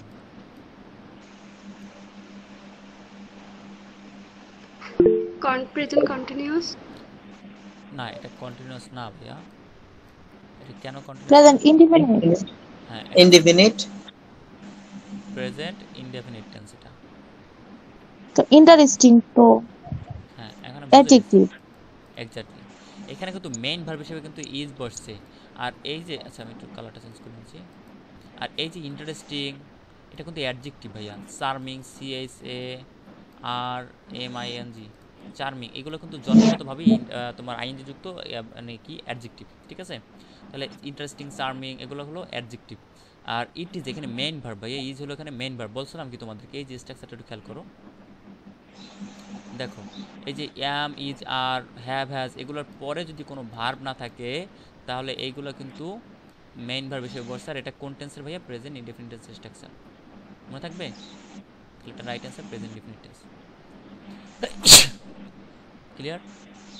তাছাড়া ভাই এটা এমনি বিবৃতি বুঝে না, সাধারণ কোনো বিবৃতি হলে তো এটা প্রেজেন্ট ইনডিফিনিট। সাধারণ বিবৃতি, এখন অনেকে সাধারণ বিবৃতি কোনটা, বিবৃতি কিগুলো বুঝবে না, তোমাদের জাস্ট এটা টেকনিক্যালি মনে রাখার চেষ্টা করো। জি তোমার ওটা ভাই। ঠিক আছে, তোমারটা ঠিক আছে কথা।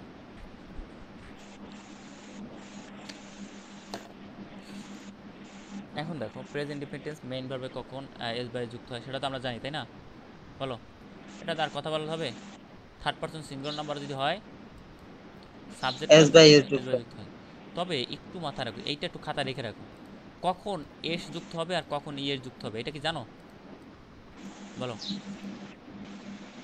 একটা ধরো আমি বললাম গোস, গোতে আমি গোরে আমি ধরো আমি বললাম হি গোস, অ্যান্ড হি গো তো হবে না, হবে গোস হবে, GOES গোস। আবার বললাম হি, সরি আমি বললাম হি ওয়াক্স, AWLK ওয়াক এক্স। তাহলে এইখানে ইএস যুক্ত হয়েছে, এখানে এস যুক্ত হয়েছে কেন? প্রশ্ন আসে না ভাইয়া?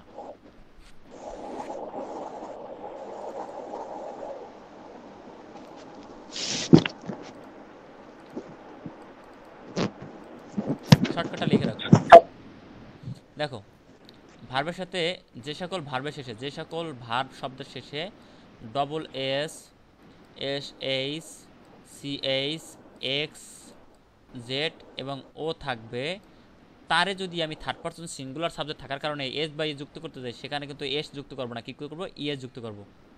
তাহলে বলছে কি SS অথবা SH অথবা CH অথবা X অথবা Z অথবা ও, এগুলো থাকলে কি যুক্ত করবো ভাইয়া? ইএস যুক্ত করব। যেমন দেখো গো, তাহলে এই গো ভার্বের শেষে কি দেখো তো ও আছে কিনা, দেখো এই ও আছে। আমি বললাম ডু, এই ভার্বের সাথে কি ও আছে, তাই না? তার বললাম আমি আবার বললাম কি, ধরো আর কি আছে,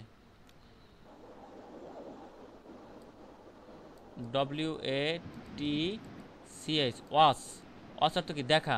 এখন এটাকে দেখো সিএস কি আছে, দেখো এই যে সিএস, শব্দের শেষে সিএস আছে, যে ভার্বের শেষে সিএস থাকবে তার সাথে ওয়াসেস ইএস যুক্ত করতে হবে। কথা বুঝতে পারছো? বলো। যে ভার্ব শব্দের শেষে SSHCH XZO থাকবে তার সাথে ইএস, বাকি যা আছে সেগুলোর সাথে কি এস যুক্ত করব, শুধু এস। আরেকটা বিষয় হলো কোনো ভার্বের শেষে যদি ওয়াই থাকে, আবার বলতেছি কোনো ভার্বের শেষে ওয়াই থাকে, তার পূর্বের অক্ষর যদি কনসোনেন্ট হয় তাহলে এই ওয়াইটাকে তুলে দিয়ে আমরা কী করবো, আইএস যুক্ত করতে হবে, জাস্ট এটুকুই।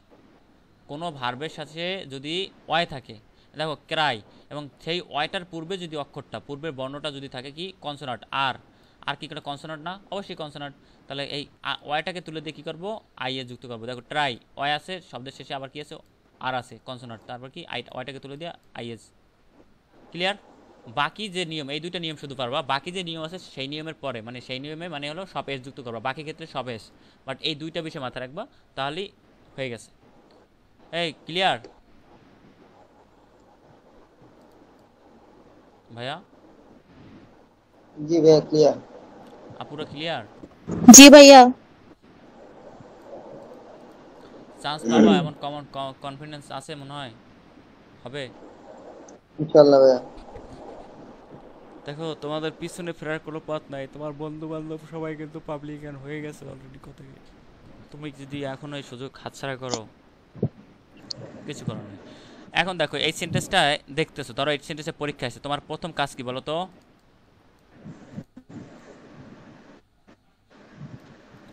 সেন্টেন্সটা দেখে কি নির্ণয় করবা? সাবজেক্ট নির্ণয় করবা। সাবজেক্টটা নির্ণয় করার পরে দেখবা কোন টেন্স, দেখো টেন্স মার্কার কি পাচ্ছি। কোনো সেন্টেন্সে, আমি একটা বিষয় বলি, আরেকটা বিষয় বলি, কোনো সেন্টেন্সে যদি কোনো টেন্স মার্কার না দেখো তাহলে সেটা কোন টেন্স হবে বলো তো?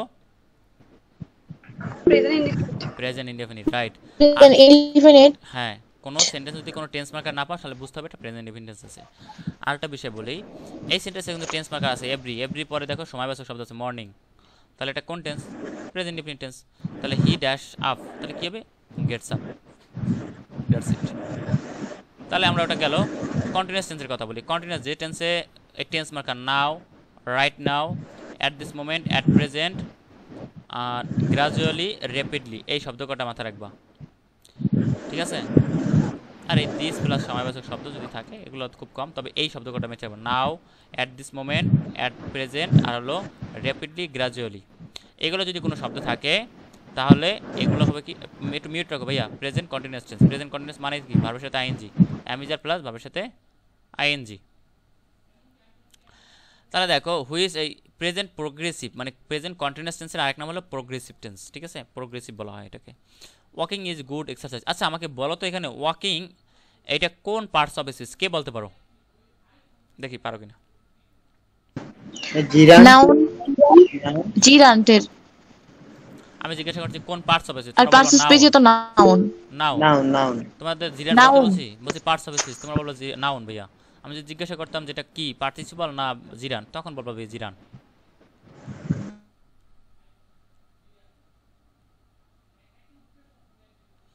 আচ্ছা আমাকে বলো তো এই ক্লোজিং এটা কি ফাইনাইট ভার্ব না নন ফাইনাইট ভার্ব বলো তো?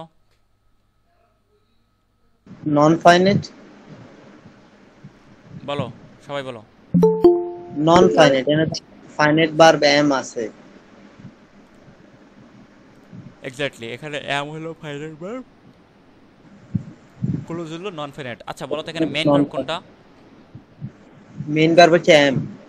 এই মেইন ভার্ব হচ্ছে ক্লোজ আর অক্সিলিয়ারি ভার্ব হচ্ছে এম, বাট ফাইনাইট ভার্ব আবার am, non finite clause. Am হচ্ছে অক্সিলিয়ারি ভার্ব। হ্যাঁ আচ্ছা এগুলো তোমরা পারবা, আমি আর না যাই। তাহলে কোনো সেন্টেন্সে যদি দেখো নাও টো পাও তাহলে এগুলো বুঝতে হবে তোমার কোন টেন্স,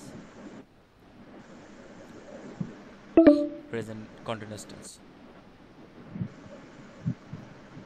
দরকার নেই, প্র্যাকটিস করবা তোমরা বাকিগুলো। প্রেজেন্ট পারফেক্ট টেন্সেরটা আসি। কোনো সেন্টেন্স যদি জাস্ট থাকে, এই টেন্সটা থেকে বেশি আসে, বুঝছো? Just now, just already, yet. আর একটা বিষয় আছে এখানে, ইয়েট কোথায় বসে আর স্টিল কোথায় বসে। ইয়েটটা সবসময় নেগেটিভ সেন্টেন্সে বসে, এটা মাথায় রাখবা, নেগেটিভ। আর হলো interrogative sentence, ever, lately, recently, never, up to now, up to the present, so far, এইগুলো যদি কোনো সেন্টেন্সে থাকে তবে বেশিরভাগ কিন্তু just, just now, already, yet আর হলো ইভার, লেটলি, রিসেন্টলি, এই কটা বেশি পাবা। বাট তার মানে এইগুলো পাবা না তা না, পাবা, বাট এইগুলো মাথায় রাখবা। এই ওয়ার্ডগুলো যদি মানে এই টেন্স মার্কার যদি কোনো সেন্টেন্সে থাকে তাহলে এটা চোখ বুঝে প্রেজেন্ট পারফেক্ট, মানে have has plus V3 structure নিয়ে যাবা। মাই ফ্রেন্ডস ড্যাশ, কী বলছে, pyramids, my friends dash pyramids. তাহলে দেখো has never seen, has never seen, never seen, already has been arriving. এখানে রাইট অ্যান্সার কোনটা? রাইট অ্যান্সার দেখো my friends, এখানে তো এর যুক্ত আছে, তাহলে আমরা বলছি কি প্রথমে আমরা সাবজেক্ট নির্ণয় করবো, ফ্রেন্ডস আছে, তাহলে এটা সাবজেক্ট কি প্লুরাল, তাই না? তাহলে ভার্ব নিতে হবে কি প্লুরাল, তাহলে হ্যাজ হলো কি সিঙ্গুলার, ভুল। হ্যাভ আছে এখানে, হ্যাভ, এটা রাইট অ্যান্সার, হ্যাভ আছে মানে প্লুরাল আছে, নেভার সিন, তাহলে আমি দেখি এটা রাখি। বাট নেভার শব্দটা যদি উল্লেখ থাকে, আমি বলছি কি তোমাদেরকে, দেখো নেভার শব্দটা যদি উল্লেখ থাকে ওটা প্রেজেন্ট ইনডেফিনিট, প্রেজেন্ট পারফেক্ট টেন্সে, তাহলে হ্যাভ হ্যাজ প্লাস V3। আবার আরেকটা বিষয় বলছিলাম যে শুধুমাত্র V3 কোনো টেন্স মার্ক অক্সিলারি ভার্ব ছাড়া শুধুমাত্র V3 কোনো টেন্সের মেইন ভার্ব হিসেবে বসতে পারে না। তাহলে সিন কি ভাইয়া? সিন কিন্তু এখানে V3 এসে আছে, এটা মিউট রাখো ভাইয়া।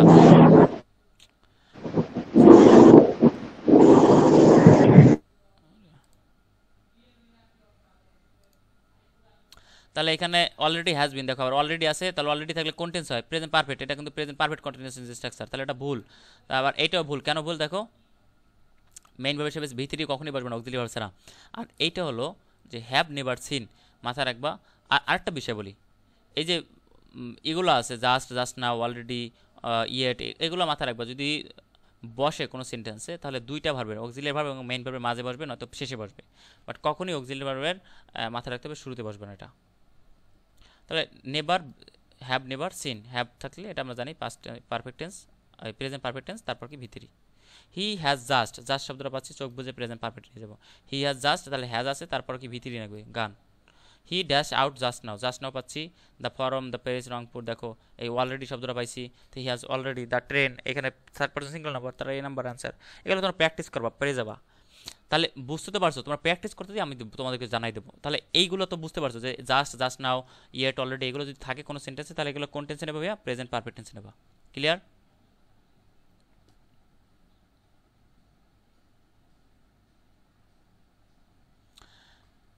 আর ইয়েট, ইয়েট নিয়ে বললাম যে সাবজেক্ট প্লাস, এই যে subject have has plus not plus V3 plus ইয়েটটা বসে নেগেটিভ সেন্টেন্সে, আর এই যে ইভার, ইভারটা বসে অ্যাফার্মেটিভ সেন্টেন্সে। বুঝতে পারছো? জাস্ট এটুকুই।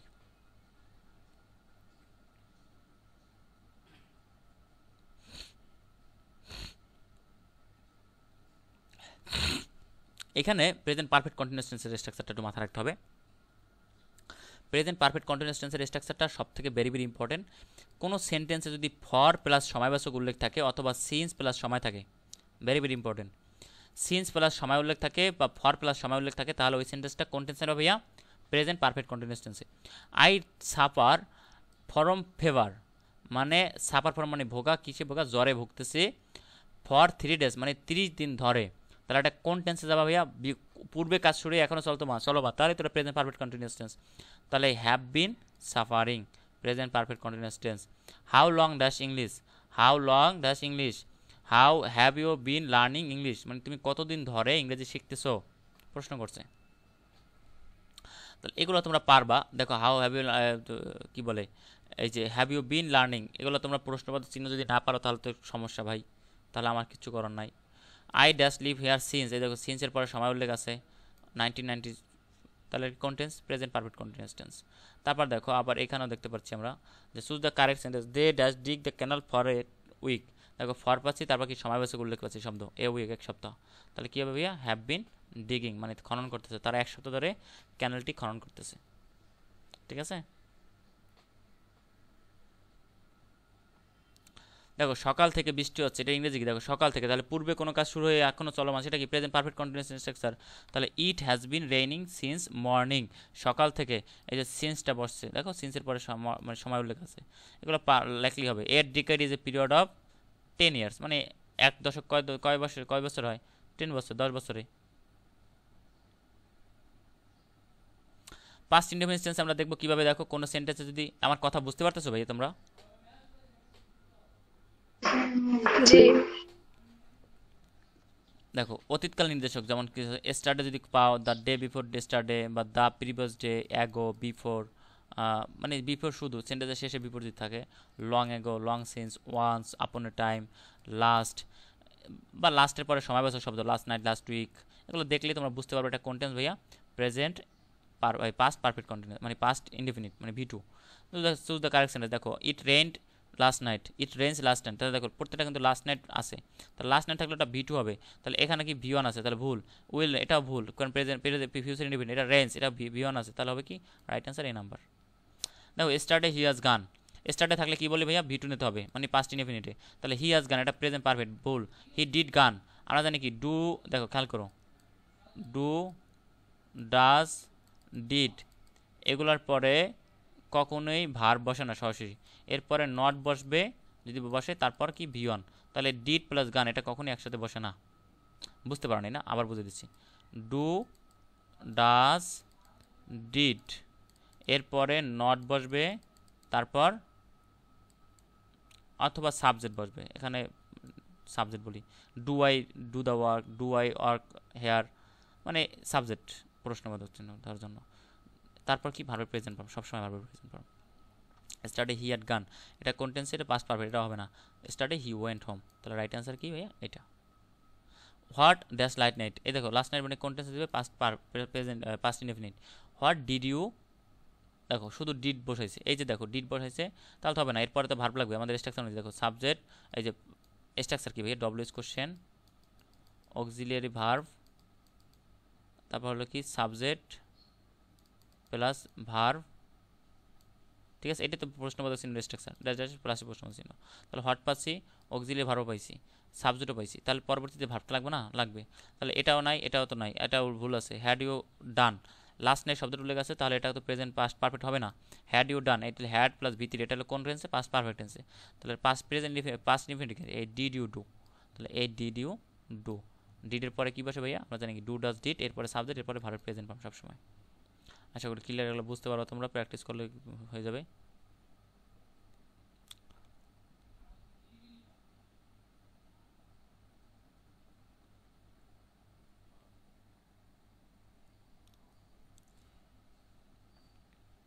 পাস্ট কন্টিনিউয়াস টেন্সের এই একটা মাত্র স্টেজে হোয়াইল কা মাথা রাখবা, হোয়াইল যুক্ত পাস্ট কন্টিনিউয়াস টেন্সের অপরাংশ পাস্ট ইনডিফিনিট হয়, মানে past indefinite tense while plus past continuous. যদি তুমি হোয়াইল যুক্ত যে টেন্সটা নেই, দেখো হোয়াইল যদি থাকে কোনো সেন্টেন্সে, যদি হোয়াইল যুক্ত থাকে মানে দুইটা সেন্টেন্স আলাদা করা থাকে হোয়াইল দ্বারা, তাহলে মাথা রাখবা হোয়াইল যুক্ত যে সেন্টেন্সটা থাকবে সেটাকে কী করো ভাইয়া, পাস্ট কন্টিনিউয়াস নেবা, আর বাকিটা নেবা কি ভাইয়া, পাস্ট ইনডিফিনিট। বুঝতে পারছো, হোয়াইল যুক্ত হোয়াইল যুক্ত ক্লোজটা কী নেবে ভাইয়া, পাস্ট কন্টিনিউয়াস, বাট বাকি যে ক্লোজটা থাকবে সেটা কি ভাইয়া, past indefinite. I was reading a novel, দেখো I was reading a novel, এটা কোন টেন্স, ফার্স্ট কন্টিনিউয়াস জানি তো আমরা। এখানে আমরা একটু দেখি, আমরা একটু ওই প্রোডাক্টটা দেখি, এই দেখো নাসিমা অ্যারাইভড হোয়াইল, তাহলে হোয়াইল যুক্ত ক্লোজটা কোন টেন্স আছে ভাইয়া, এটা কিন্তু নাসিমা অ্যারাইভড, এটা কি আছে ভি টু, বলো এটা কি হবে right answer, while I dash the dinner, বলো। এটাতে কিন্তু প্রশ্ন আসে ভাইয়া, হোয়াইল যুক্ত ক্লোজ, রাইট অ্যান্সার দাও।